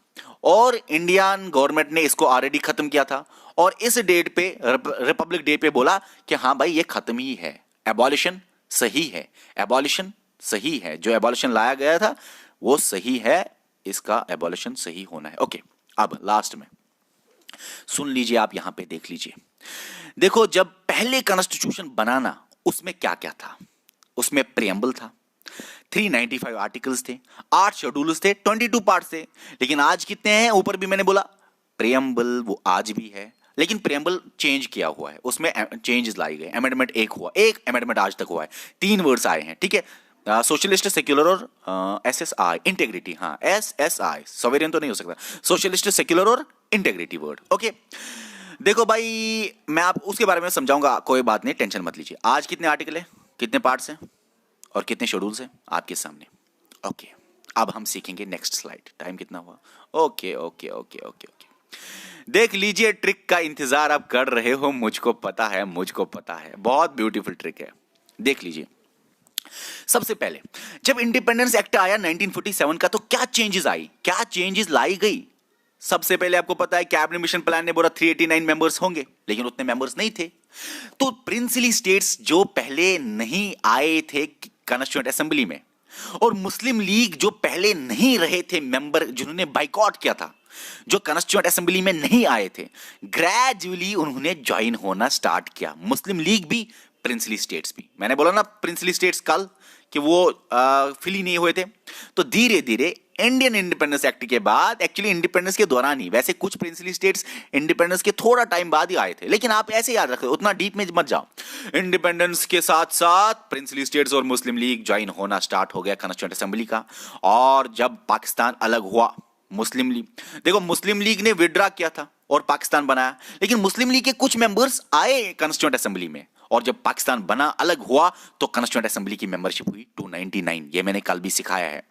और 299 में से ब्रिटिश इंडिया के 229 थे, प्रिंसली स्टेट्स के 70 थे। बताया है मैंने, ब्रिटिश इंडिया, प्रिंसली स्टेट्स, सब कुछ मैंने आपको बताया कल, लेकिन वो लेक्चर देखो जिसने नहीं देखा। लेकिन यहीं पे अभी रहो, अभी ट्रिक का इंतजार करो। देखो सर, अब ये जो कॉन्स्टिट्यूएंट असेंबली बनी ना, उसने 2 चीजें बोली। सबसे पहले याद रखना, जब ये constituent assembly cabinet mission plan ने लाया ना, कैबिनेट मिशन प्लान ने पता है क्या बोला था? बोला था कॉन्स्टिट्यूएंट असेंबली सवेरियन नहीं है, कभी भी इसको कैबिनेट मिशन प्लान खत्म भी कर सकता है। तो सबसे पहले कॉन्स्टिट्यूएंट असेंबली ने यही बोला कि अब कुछ नहीं चलने वाला, अब हम सवेरियन हैं, आपका वो क्लास डिलीट करते हैं हम, जो आपने रखा था कि ब्रिटिश इसको खत्म कर सकता है। तो इन्होंने बोला, इन्होंने सबसे पहले उसी क्लास को डिलीट किया और ब्रिटिशर्स को बोला अब हम आजाद है, सवेरियन है। आपने क्या रखा था कि अब भी आप कुछ चेंज कर सकते हो, और कोई भी ब्रिटिश का लॉ हम एक्सेप्ट भी कर सकते हैं, रिजेक्ट भी कर सकते हैं, चेंज भी कर सकते हैं, अमेंड भी कर सकते हैं। तो ये सबसे पहले इन्होंने किया काम, जबरदस्त काम। दूसरा, इन्होंने कॉन्स्टिट्यूएंट असेंबली ने क्या किया, एक तो इनका काम था कॉन्स्टिट्यूशन बनाना, तो ये कॉन्स्टिट्यूएंट असेंबली एक्ट करती थी 2 बॉडीज। एक बॉडी आपको पता है एज कॉन्स्टिट्यूशनल बॉडी, कॉन्स्टिट्यूशन बनाना, लेकिन कानून कौन बनाएगा? जिस दौरान कॉन्स्टिट्यूशन बन रहा है उस दौरान ब्रिटिशर्स ने कानून नहीं बनाया, उससे पहले ब्रिटिशर्स कानून बना रहे थे। उस दौरान कौन बनाएगा ऑर्डिनरी लॉज कंट्री के लिए, जो कि जरूरी होते हैं? यही constituent assembly as legislative body भी एक्ट कर रही थी। याद रखना, यही कॉन्स्टिट्यूएंट असेंबली कॉन्स्टिट्यूएंट बॉडी भी थी जिसका काम था कॉन्स्टिट्यूशन बनाना। ये ही बॉडी लेजिस्लेटिव बॉडी भी थी जिसका काम था ऑर्डिनरी लॉज बनाना। और ऑर्डिनरी लॉज तो बनाना ठीक है, लेकिन इसी कॉन्स्टिट्यूएंट असेंबली को बोला जाता है फर्स्ट पार्लियामेंट, क्योंकि पार्लियामेंट का काम क्या है? लॉ बनाना। डोमिनियन लेजिस्लेचर, डोमिनियन वर्ड क्यों? कल मैंने लेक्चर में बोला डोमिनियन क्यों, क्योंकि अभी इंडिया डोमिनियन ही था आजादी तक, सॉरी आजादी नहीं, आजादी के बाद डोमिनियन हुआ, रिपब्लिक डे तक, इंडिपेंडेंस डे और रिपब्लिक डे के बीच में इंडिया डोमिनियन रहा है। रिपब्लिक डे के बाद इंडिया इंडिपेंडेंट रहा, इंडिपेंडेंट, सवेरियन, आजाद। डोमिनियन का मतलब होता है ब्रिटिशर्स के हाथ में अब भी था, बाकी चीजें इंटरनली इंडिया फ्री था। ये मैंने कल बोला है। अब याद रखना, ये कॉन्स्टिट्यूएंट असेंबली सेपरेट डेज के लिए मिलती थी फॉर लेजिस्लेटिव चीजें, और सेपरेट डेज के लिए मिलती थी एज कॉन्स्टिट्यूशनल बॉडी। कॉन्स्टिट्यूशन जब बनाना होगा तो अलग दिन मिलेगी, ऑर्डिनरी लॉज बनाने होंगे तो अलग दिन बनेगी। एक ही साथ ये दोनों काम नहीं कर रहे थे, ठीक है। याद रखना, आपको पता है कौन है प्रेसिडेंट कॉन्स्टिट्यूएंट असेंबली का? सर अभी अभी आपने बोला डॉक्टर राजेंद्र प्रसाद। मगर कॉन्स्टिट्यूएंट बॉडी की, जब भी कॉन्स्टिट्यूएंट बॉडी की तरह ये काम कर रहा था कॉन्स्टिट्यूएंट असेंबली, तब राजेंद्र प्रसाद। लेकिन याद रखना, जब ये लेजिस्लेटिव बॉडी की तरह काम कर रहा था ये कॉन्स्टिट्यूएंट असेंबली ऑर्डिनरी लॉज बनाने के लिए, तब मावलंकर इसका प्रेसिडेंट था। याद रखना ये बात, मावलंकर इसका प्रेसिडेंट, राजेंद्र नाथ प्रसाद भी प्रेसिडेंट, अलग अलग डेज के लिए, ओके। अब अलग अलग कामों के लिए, ओके, समझ आ गया आपको। कॉन्स्टिट्यूएंट असेंबली कॉन्स्टिट्यूएंट बॉडी की तरह जब एक काम करेगी, कॉन्स्टिट्यूशन बनाएगी, और कॉन्स्टिट्यूशन बना इस डेट पे, तो कॉन्स्टिट्यूशन बॉडी बनना ये बंद हुआ। इस डेट पे 26 नवंबर 1949 में कॉन्स्टिट्यूशन बनाना, तो कॉन्स्टिट्यूएंट असेंबली की बॉडी एज कॉन्स्टिट्यूएंट बॉडी खत्म हुई। लेकिन लेजिस्लेटिव बॉडी ये रही कब तक? ऑर्डिनरी लॉज इसने बनाए कब तक? जब तक पार्लियामेंट ना बना, जब तक इलेक्शन नहीं हुए, 17 अप्रैल 1952 तक, क्योंकि 1951-52 में इलेक्शन हुए ना। और पार्लियामेंट बना कब? मई में पार्लियामेंट बना, मई 1952 में पार्लियामेंट बना ना। और पार्लियामेंट का राज्यसभा लोकसभा बना, और प्रेसिडेंट भी, क्योंकि पार्लियामेंट में 3 चीजें होती हैं, राज्यसभा लोकसभा प्रेसिडेंट। चलो ये बात बोलनी नहीं थी यहां पे, समझ आया ना आपको। जब तक पार्लियामेंट ना बना तब तक कॉन्स्टिट्यूएंट असेंबली काम कर रही थी एज लेजिस्लेटिव बॉडी, और जब तक कॉन्स्टिट्यूशन बना तब तक काम कर रही थी एज कॉन्स्टिट्यूएंट बॉडी। सिंपल है, सिंपल है। अब आपको ट्रिक्स समझाऊंगा मैं। आप ये फैक्ट्स कुछ मैं आपको बताऊंगा, लेकिन उससे पहले ट्रिक। आप सबको पता है कि ये जो काम है, इतना सारा काम एक साथ नहीं हो सकता, तो इसलिए कमिटीज बनाए गए। 8 थे मेजर कमिटीज, और भी बाकी सारी कमिटीज हैं। नीचे कमिटीज का नाम आप पढ़ लीजिए, 8 मेजर कमिटीज का नाम आप पढ़ लीजिए, मैं आपको नीचे दिखाऊंगा, बस आप खुद ही पढ़ लेना, और उनके याद रखना कौन चेयरमैन था। लेकिन ड्राफ्टिंग कमिटी सबसे इंपॉर्टेंट कमिटी है, और ड्राफ्टिंग कमिटी जो है, ठीक है, वो कब बनी? 29 अगस्त 1947 को। आजादी कब मिली? 15 अगस्त। 2 हफ्ते बाद, कितना आसान है, 2 हफ्ते बाद ही ड्राफ्टिंग कमेटी बनी, 2 वीक्स बाद। 7 मेंबर है ड्राफ्टिंग कमेटी के, उसमें से आपको पता है B.R. अंबेडकर तो हेड है, चेयरमैन है इस ड्राफ्टिंग कमेटी का। चेयरमैन कौन है ड्राफ्टिंग कमेटी का? B.R. अंबेडकर, जो कि फादर ऑफ इंडियन कॉन्स्टिट्यूशन भी है, मैन ऑफ मॉडर्न मेन्यू भी इसको बोलते हैं। इसने मॉडर्न लाइन्स पे बनाया कॉन्स्टिट्यूशन, इसने कॉन्स्टिट्यूशन बनाया बहुत सारे कॉन्स्टिट्यूशन पढ़ के, वो भी हम देखेंगे यहां पे।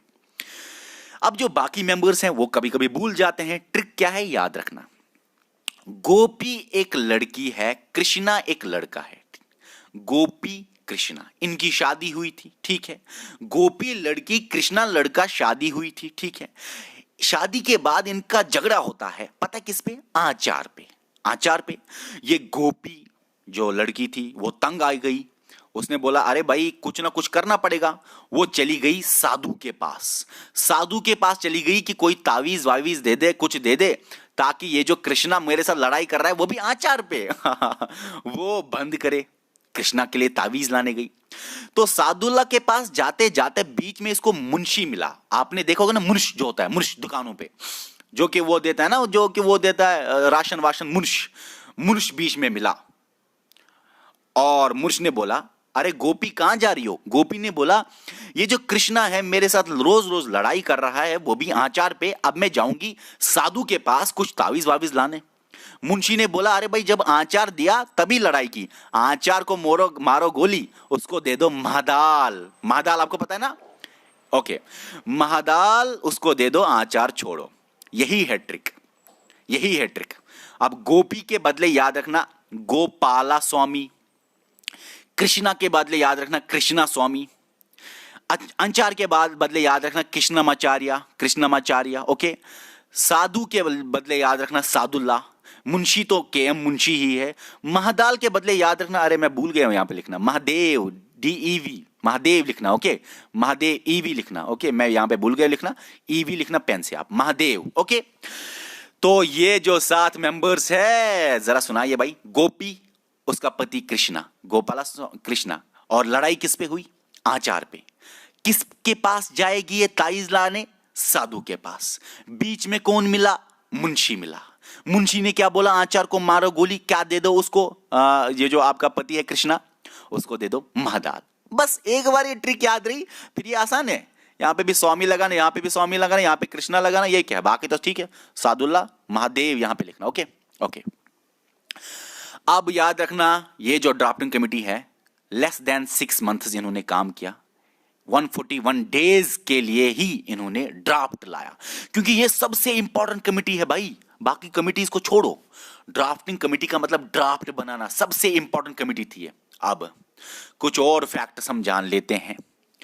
देख लीजिए, नेशनल फ्लैग कब अडॉप्ट हुआ? 22 जुलाई 1947 को। ठीक है, मतलब कि 15 अगस्त से पहले पहले। ठीक है, अच्छा, 24 जुलाई 1950 को नेशनल एंथम अडॉप्ट किया कॉन्स्टिट्यूएंट असेंबली ने। लेकिन एक चीज भूल गया मैं यहां पे लिखना, 24 जनवरी 1950 को ही इसी डेट पे नेशनल सॉन्ग भी अडॉप्ट होता है। यहां पे लिखना आप, नेशनल एंथम भी, नेशनल सॉन्ग भी इसी डेट पे, सेम डेट है। अच्छा, अब मई 1949 में रेटिफाई करता है कॉमनवेल्थ मेंबरशिप। रेटिफाई मतलब होता है ऑफिशियली कंफर्म करना। यह कॉन्स्टिट्यूएंट असेंबली बोलती है कि इंडिया मेंबर है कॉमनवेल्थ का, ब्रिटिश कॉमनवेल्थ का। जब भी ब्रिटिशर्स किसी को कॉलोनी बनाते थे ना, तो उसको वो कॉमनवेल्थ का भी मेंबर रखते थे। तो इंडिया ने बोला चलो हम रहते हैं, कोई प्रॉब्लम नहीं होगी इससे, तो ऑफिशियली कंफर्म कर लेते हैं कि चलो भाई मेंबरशिप है हमारी कॉमनवेल्थ की, इससे हमारी कोई प्रॉब्लम नहीं पड़ती हमारी सॉवरेनिटी पे, हम उसके मेंबर रहेंगे। रेटिफाई मतलब ऑफिशियली कंफर्म करना। 24 जनवरी 1950 को राजेंद्र, इसी डेट पे नेशनल एंथम, नेशनल सॉन्ग, और इसी डेट पे राजेंद्र प्रसाद जो है फर्स्ट प्रेसिडेंट फिर से बनता है। ठीक है, फिर से बनता है। अब मैं आपको यह बताना चाहूंगा, वैसे कॉन्स्टिट्यूएंट असेंबली के लिए ये सेकंड प्रेसिडेंट था, लेकिन पहला परमानेंट प्रेसिडेंट था। अब मैं आपको यह बताऊं, ये कॉन्स्टिट्यूएंट असेंबली 2 साल 11 मंथ और 18 डेज काम करती है। 11 सेशन होते हैं टोटल, और आपको मैंने बताया सेशन और मीटिंग में फर्क। 60 कंट्रीज ये घूमते हैं, उनका कॉन्स्टिट्यूशन पढ़ते हैं, 60 कंट्रीज में जाके कॉन्स्टिट्यूशन बनाते हैं।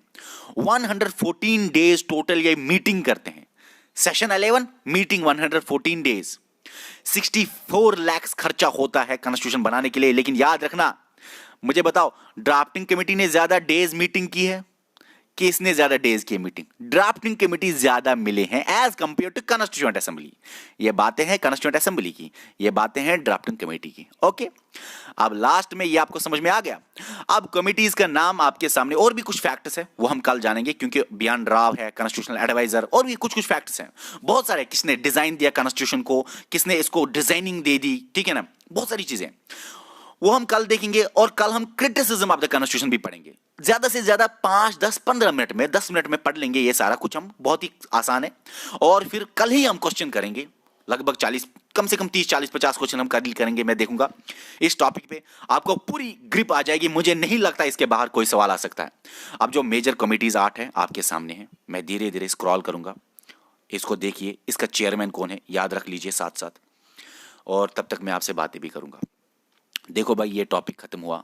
कल हम इस पे अब लेक्चर आपको देंगे, लास्ट वाला, जिसमें आप सीखने वाले हो क्या, कि एमसीक्यूज हम करेंगे। मुझे नहीं लगता कोई चीज रह गई इस making of the Indian constitution में। अगर रहा है तो नीचे कमेंट कर लीजिए, मैं उसका आंसर आपको कमेंट सेक्शन में या नेक्स्ट वीडियो में मैं आपके सवाल को इंक्लूड करूंगा। अगर आपका सवाल है, नेक्स्ट वीडियो में मैं इंक्लूड करूंगा। ये था आज का lecture. Okay bye. Hello and welcome. इस लेक्चर में हम पढ़ेंगे टॉप मल्टीपल चॉइस क्वेश्चंस। कौन से टॉपिक पे? मेकिंग ऑफ द कॉन्स्टिट्यूशन या फॉर्मेशन ऑफ द कॉन्स्टिट्यूशन पे, जो कि क्वेश्चंस पिछले किसी न किसी एग्जाम में आए हुए हैं। अब सबसे पहले हमको ये पता तो होना चाहिए ना कि हमने क्या पढ़ा अब तक। मेकिंग ऑफ द कॉन्स्टिट्यूशन में हमने थोड़ा सा पढ़ा हिस्टोरिकल एंगल, उसके बाद कॉन्स्टिट्यूएंट असेंबली कैसे बनी, सिंगल ट्रांसफरेबल वोट क्या होता है, ये कॉन्स्टिट्यूएंट असेंबली ने कैसे काम किया और कॉन्स्टिट्यूशन को बनाया, इनएक्टमेंट वाला डेट, एनफोर्समेंट वाला डेट। उसके बाद हमने पढ़ा है कि इंडियन इंडिपेंडेंस एक्ट 1947 की वजह से कौन से चेंजेस आए कॉन्स्टिट्यूएंट असेंबली में और कॉन्स्टिट्यूशन वर्किंग में क्या चेंजेस आई। उसके बाद लास्ट पे हमने ये सीखा कि जो मेजर कमिटीज है उसमें एक जबरदस्त इंपॉर्टेंट कमिटी ड्राफ्टिंग कमिटी के बारे में, जिसका चेयरमैन है बी आर अम्बेडकर, और बाकी मेंबर्स हमने एक ब्यूटीफुल ट्रिक से सीखे, गोपी और कृष्णा की कहानी से सीखे। अब वो ट्रिक आपको तो याद होगा वैसे, लेकिन 15-20 सेकंड में मैं समझाना चाहूंगा फिर से आपको। गोपी लड़की है, कृष्णा लड़का है, इन दोनों की शादी हुई, बहुत जबरदस्त बात है। लेकिन ये दोनों लड़ते थे आचार पे, आचार खाते हैं ना उस पे। गोपी तंग आ गई, वो साधु के पास गई तावीज लाने, इस कृष्णा के लिए कोई ना कोई तावीज लाने ताकि ये झगड़ा ना करे। साधु के पास जाते जाते रास्ते में उसको मिला मुंशी। मुंशी ने बोला गोपी को कहां जा रही हो। गोपी ने बोला कृष्णा मुझसे लड़ रहा है रोज आचार पे, इसीलिए अभी मैं जा रही हूं साधु के पास कुछ तावीज वावीज लाने। मुंशी ने बोला अरे भाई आचार दिया इसीलिए ये हालत है, आचार को मारो गोली, उसको महादाल दे दो, अपने पति को महादाल दे दो। देखो, गोपी से गोपाला स्वामी, कृष्णा से कृष्णा स्वामी, आचार से कृष्णा आचार्य, साधु से साधुल्ला, मुंशी से के एम मुंशी ही, महादाल से महादेव। पिछले लेक्चर भी मैंने बोला यहां पे महादेव फिर लिखना। ओके, यहां तक हमने पढ़ा था। अब हम देखेंगे मल्टीपल चॉइस क्वेश्चंस, लेकिन एक छोटा सा टॉपिक रह गया है, लेकिन ये ज्यादा से ज्यादा 5 मिनट में खत्म हो जाएगा, 4-5 मिनट में ये खत्म हो जाएगा। देखिए, हमको पढ़ना है कॉन्स्टिट्यूएंट असेंबली जिसने कॉन्स्टिट्यूशन को बनाया उसका क्रिटिसिज्म हमको पढ़ना है। क्रिटिसिज्म क्या क्या है? लोगों ने बोला कि ये सॉवरेन बॉडी नहीं है। सॉवरेन का मतलब होता है सुप्रीम, इंडिपेंडेंट, पावरफुल बॉडी नहीं है। कौन? Constituent assembly. क्यों? क्योंकि ब्रिटिश ने बनाया कॉन्स्टिट्यूएंट असेंबली को, क्रिएट किया कैबिनेट मिशन प्लान से, इसीलिए ये पावरफुल बॉडी नहीं है। इतना ही नहीं, कॉन्स्टिट्यूएंट असेंबली को जब सेशन कंडक्ट करने पड़ते थे ना, उनको परमिशन लेना पड़ता था ब्रिटिश से, इसलिए ये सॉवरेन इंडिपेंडेंट बॉडी नहीं है। और भी क्रिटिसिज्म क्या है?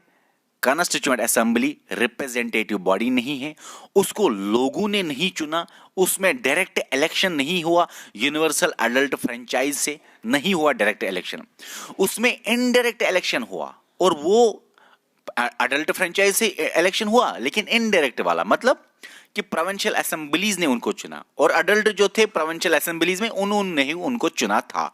ओके, लेकिन यूनिवर्सल अडल्ट फ्रेंचाइज पे नहीं हुआ और लोगों ने नहीं चुना। आप कह सकते हो लिमिटेड अडल्ट फ्रेंचाइज पे हुआ, यूनिवर्सल पे नहीं, लोगों ने डायरेक्टली नहीं चुना, इनडायरेक्टली। ये सारी चीजें मैंने आपको पढ़ाया हुआ है, डिस्कशन किया हुआ है इस पे। टाइम कंज्यूमिंग, कॉन्स्टिट्यूएंट असेंबली ने 2 साल 11 मंथ 18 डेज लिए कॉन्स्टिट्यूशन बनाने में, और अमेरिका का कॉन्स्टिट्यूशन सिर्फ 4 महीनों में बना। ये तो कॉन्स्टिट्यूएंट असेंबली ने टाइम लिया बनाने में, अरे ड्राफ्टिंग कमेटी ने 6 महीने लगभग लिए ड्राफ्ट बनाने में ही। ड्राफ्टिंग कमेटी का काम क्या था? ड्राफ्ट बनाना, फिर उसके बाद रीडिंग हो जाएगी, second reading, third reading, amendments हो जाएंगे, और लास्ट में फिर कॉन्स्टिट्यूशन बना, और इतना टाइम लिया। लेकिन ड्राफ्टिंग कमेटी ने खुद 6 महीने लिए ऑलमोस्ट ड्राफ्ट बनाने पे। इसीलिए ड्राफ्टिंग कमेटी को कभी कभी बोलते थे ड्रिफ्टिंग कमेटी भी, ये ड्रिफ्ट करता है, ठीक है ना। ओके, ये काम से ड्रिफ्ट हो रहा है इसका। Okay, dominated by the Congress, constituent assembly में ज्यादा कांग्रेस मेंबर थे। ग्रेवाइल ऑस्टिन ने बोला ये 1 पार्टी बॉडी है, 1 पार्टी कंट्री में, और ये 1 पार्टी बॉडी का मतलब कॉन्स्टिट्यूएंट असेंबली, उसमें 1 पार्टी है, कौन सी? कांग्रेस। कंट्री मतलब इंडिया, इंडिया में भी 1 पार्टी ही ज्यादा रूल कर रहा है, वो कौन है? कांग्रेस, ठीक है। कॉन्स्टिट्यूएंट असेंबली में भी 1 पार्टी कांग्रेस, कंट्री में भी 1 पार्टी कांग्रेस, ज्यादा रोल है उन्हीं का। और लायर पॉलिटिशियन डोमिनेशन इस कॉन्स्टिट्यूएंट असेंबली में था, यह भी एक क्रिटिसिज्म है। इन्हीं की वजह से, इनको ज्यादा नॉलेज है, तभी तो कॉम्प्लिकेटेड लैंग्वेज है कॉन्स्टिट्यूशन की, और इनके पास ज्यादा नॉलेज है तभी तो बल्कनेस, ज्यादा बड़ा बन गया कॉन्स्टिट्यूशन। और एक क्रिटिसिज्म है constituent assembly dominated by the Hindus, Hindus ज्यादा इसमें थे। विस्काउंट सिमन ने बोला constituent assembly body of Hindus है। विंस्टन चर्चिल ने बोला इसमें वन मेजर कमेटी है हिंदूज, किसमें? कंस्टिट्यूएंट असेंबली में, जिसका काम था कॉन्स्टिट्यूशन बनाना। कुछ फैक्ट्स भी है वो याद रखो। बी एन राव है कॉन्स्टिट्यूशनल एडवाइजर या लीगल एडवाइजर, किसका? कॉन्स्टिट्यूएंट असेंबली का, या ड्राफ्टिंग कमेटी का भी आप बोल सकते हो। B N Rao drafting committee को भी एडवाइस देता था किस तरह ड्राफ्ट बनाओगे, ठीक है ना? ओके, देखो एम एन रॉय है ने आइडिया दिया था 1934 में, B N Rao constitutional adviser. अच्छा, इस कॉन्स्टिट्यूशन असेंबली जो है ना, कॉन्स्टिट्यूएंट असेंबली, उसकी सिंबल या सील क्या है? एलिफेंट। देखो ना, ASSEMBLY, असेंबली और एलिफेंट के सेम टू सेम ये है, डिजिट्स है, सॉरी क्या बोलते हैं इसको? अल्फाबेट्स, लेटर्स है। ओके, उसके बाद आयनगर कौन है? वो सेक्रेटरी है, किसका? कॉन्स्टिट्यूएंट असेंबली का। चलो ठीक है, कॉन्स्टिट्यूएंट असेंबली का इतना हुआ। अब जो कॉन्स्टिट्यूशन बना उसको शक्ल किसने दी? उसका डिजाइन की ड्राइंग, शक्ल ना शक्ल ड्रा करना किसने किया? उसको बोलते हैं ड्राफ्ट्समैन। कौन था ड्राफ्ट्समैन? मुखर्जी। ओके, अच्छा, कैलीग्राफर कौन था? कैलीग्राफर का मतलब जिसने कॉन्स्टिट्यूशन का style of writing of constitution, calligrapher. और वो कौन था? लेकिन आप पहले ये जानो ना कि उसने कौन से स्टाइल से कॉन्स्टिट्यूशन को लिखा, फ्लोइंग इटैलिक स्टाइल से। अब कौन था ये बंदा जो कैलीग्राफर था? प्रेम बिहारी नारायण रायजादा। ओके, यहां तक आपको समझ में आ गया कि ये कैलीग्राफर था। अब इसने कॉन्स्टिट्यूशन को लिखा एक स्टाइल में। इतना ही नहीं, Hindi calligrapher, Hindi style of writing में किसने हिंदी में लिखा कॉन्स्टिट्यूशन को?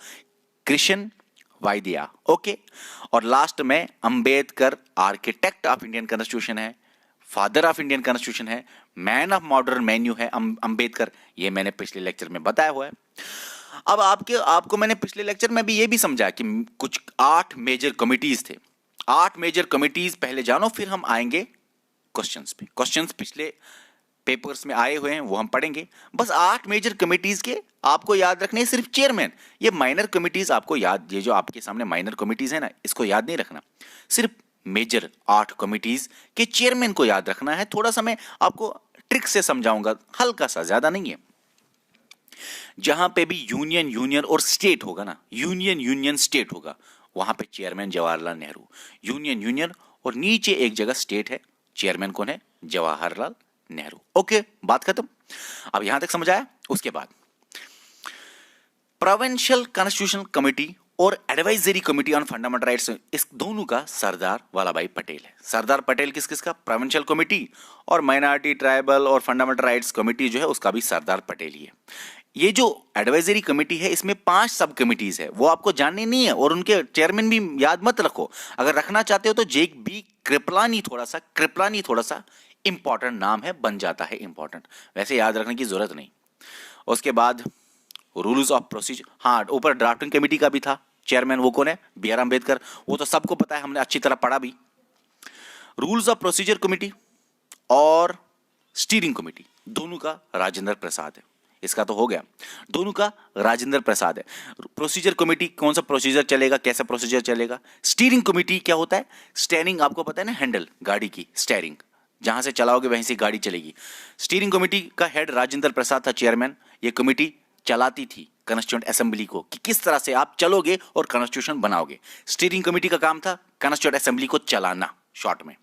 माइनर कमिटीज के आपको याद नहीं रखने। अब हम आएंगे क्वेश्चंस पे। टाइम क्या है? 9 मिनट। अब देख लीजिए सर, क्वेश्चन क्या है। सबसे पहले क्वेश्चन है कि कौन सा बेसिस था कॉन्स्टिट्यूएंट असेंबली बनने का? कॉन्स्टिट्यूशन किस तरह से कॉन्स्टिट्यूएंट असेंबली बनी, किसने बनाई? कैबिनेट मिशन प्लान से, ये तो हमने पढ़ा। क्रिप्स मिशन अगस्त ऑफर फेल हुआ तो कैबिनेट मिशन प्लान से ही बना। अच्छा, कॉन्स्टिट्यूशन ऑफ इंडिया जो है वो अडॉप्ट हुआ, कब हुआ वो अडॉप्ट? बताइए। 26 जनवरी 1950 को एनफोर्स हुआ। अडॉप्ट कब हुआ? 26 नवंबर 1949 में। ओके, किसने प्रिजाइड किया first meeting of the Indian constituent assembly? किसने प्रिजाइड किया इसको, पहली मीटिंग को?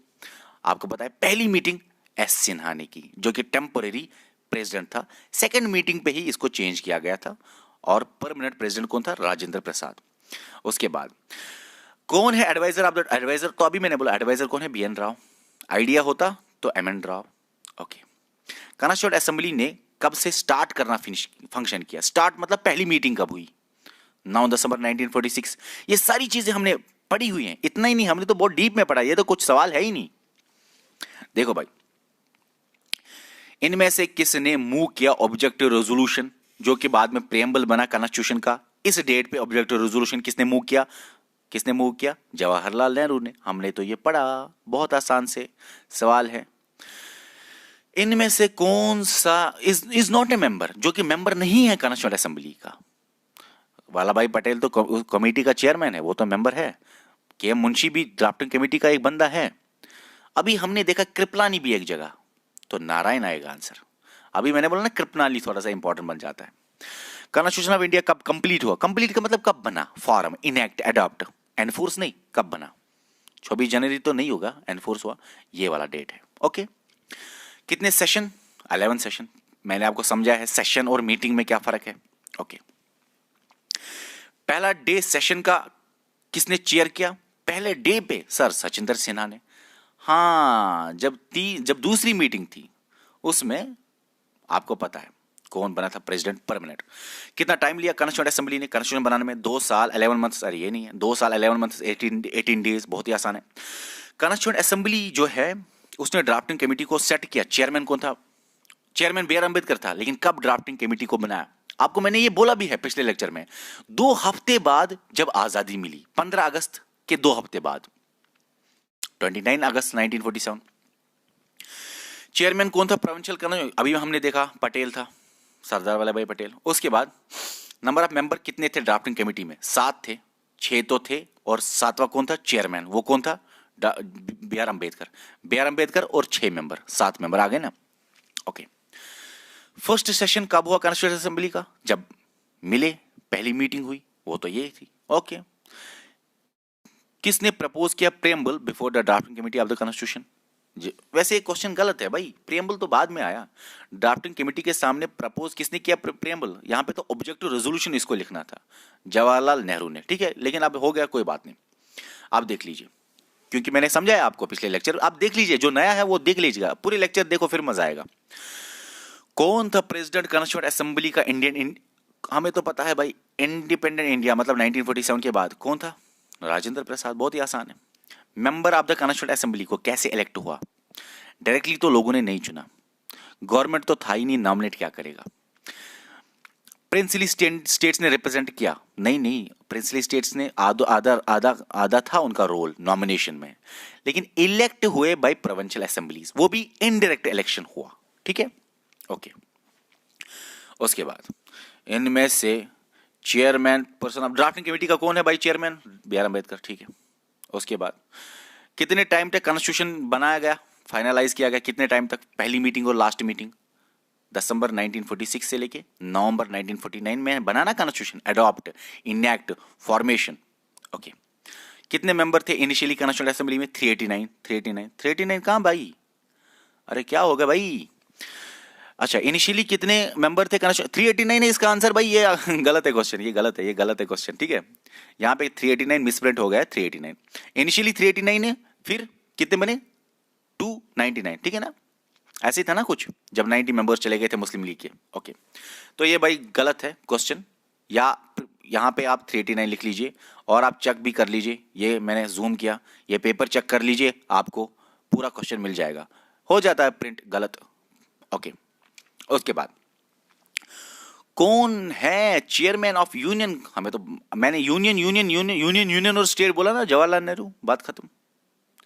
आइडिया किसने दिया? आइडिया तो दिया एम एन रॉय ने, 1927 लिखा है। अरे एम एन रॉय ने आइडिया दिया, लेकिन 1934 में फिर से गलती। आपको पता है आइडिया किसने दिया पहली बार? एम एन रॉय ने पहले आइडिया दिया कॉन्स्टिट्यूएंट असेंबली का। कब?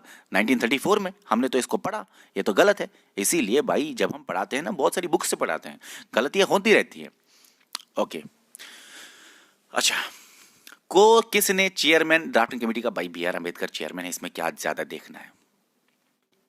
इसमें से आपको बताना है कौन है ट्रू कौन है, सच कौन है, which of the following regarding, हाँ ट्रू आपको बताना है कौन कौन सा है। पहला, कॉन्स्टिट्यूएंट असेंबली के रिलेटेड कौन सा ट्रू है? It was not based on adult franchise. Adult franchise पे ये बेसिस नहीं था, ये गलत है।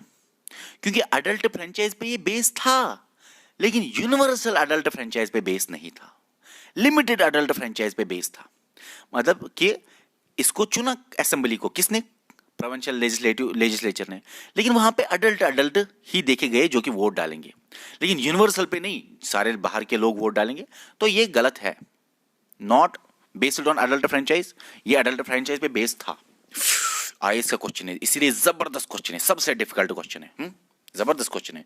अडल्ट फ्रेंचाइज से हो जाएगा कंफ्यूजन बच्चों को, अरे यूनिवर्सल अडल्ट फ्रेंचाइज तो था नहीं भाई, अडल्ट लिखा है, यूनिवर्सल अडल्ट फ्रेंचाइज नहीं लिखा है, लिमिटेड अडल्ट फ्रेंचाइज नहीं लिखा है। ये एक्चुअली कॉन्स्टिट्यूएंट असेंबली बनी एक्चुअली लिमिटेड अडल्ट फ्रेंचाइज से, इनडायरेक्ट इलेक्शन हुए, प्रोविंशियल असेंबलीज में अडल्ट अडल्ट वालों ने वोट डाले, उसी को बोलते हैं लिमिटेड अडल्ट फ्रेंचाइज। सारे लोग अगर वोट डालते अडल्ट वाले, उसको बोलते हैं यूनिवर्सल, ये गलत है। डायरेक्ट इलेक्शन हुए, अरे भाई इनडायरेक्ट इलेक्शन हुए, ये भी तो गलत है। मल्टी पार्टी बॉडी थी, हाँ कांग्रेस भी था, बाकी चीज ठीक है। बहुत सारी कमिटीज थी, हाँ भाई बहुत सारी कमिटीज, अभी हमने देखा। ये दो आंसर आएंगे, 3 और 4 बी वाला। ओके, उसके बाद जबरदस्त क्वेश्चन था। Who is common father, father कौन है बताओ भाई, बी आर अम्बेडकर फादर है। अब इतने क्वेश्चन तो मैंने आपको दिखाए, अब ये लंबा लेक्चर बन जाएगा, दिखाओ। ओ बहुत लंबा लेक्चर बन जाएगा, इतने क्वेश्चन हो गए। अब ये जो बाकी के क्वेश्चन है ना, ये भी आपको आएंगे, ये भी बहुत आसान है। इनमें से आपके सिलेबस के बाहर, इस टॉपिक के बाहर 1-2 क्वेश्चन है, शायद वो नहीं आएंगे। बस मेरे हिसाब से 1-2 क्वेश्चन है ऐसे जो कि मेकिंग ऑफ द कॉन्स्टिट्यूशन के बाहर हैं, वो आपको शायद नहीं आएंगे, लेकिन ये मैं आपको टेलीग्राम पे दे दूंगा। टेलीग्राम पे आप इनको प्रैक्टिस करो। मुझे नहीं लगता इस making of the Indian constitution में आपको कुछ और देखने की जरूरत है। Formation of the Indian constitution आपका टॉपिक क्लियर हो गया। जिस बच्चे ने पहले ये स्लाइड्स नहीं देखे, आपको नहीं पता कितना सारा मटेरियल, कितने सारे बुक्स का मटेरियल है ये, और कितने आराम से मैंने समझाया है। तो बहुत ही आसानी से मैंने समझाने की कोशिश की आपको, और बहुत ही डिटेल्ड से मैंने आपको समझाया। तो जाओ फिर से विजिट करो, लेक्चर नंबर 1, 2, 3, 4 ही देखने, 4 ही लेक्चर देखने भाई, सारा खत्म हो जाएगा आपका टेंशन। ओके, कोई सवाल है नीचे कमेंट करो, मैं उसका जवाब दे दूंगा। Okay bye.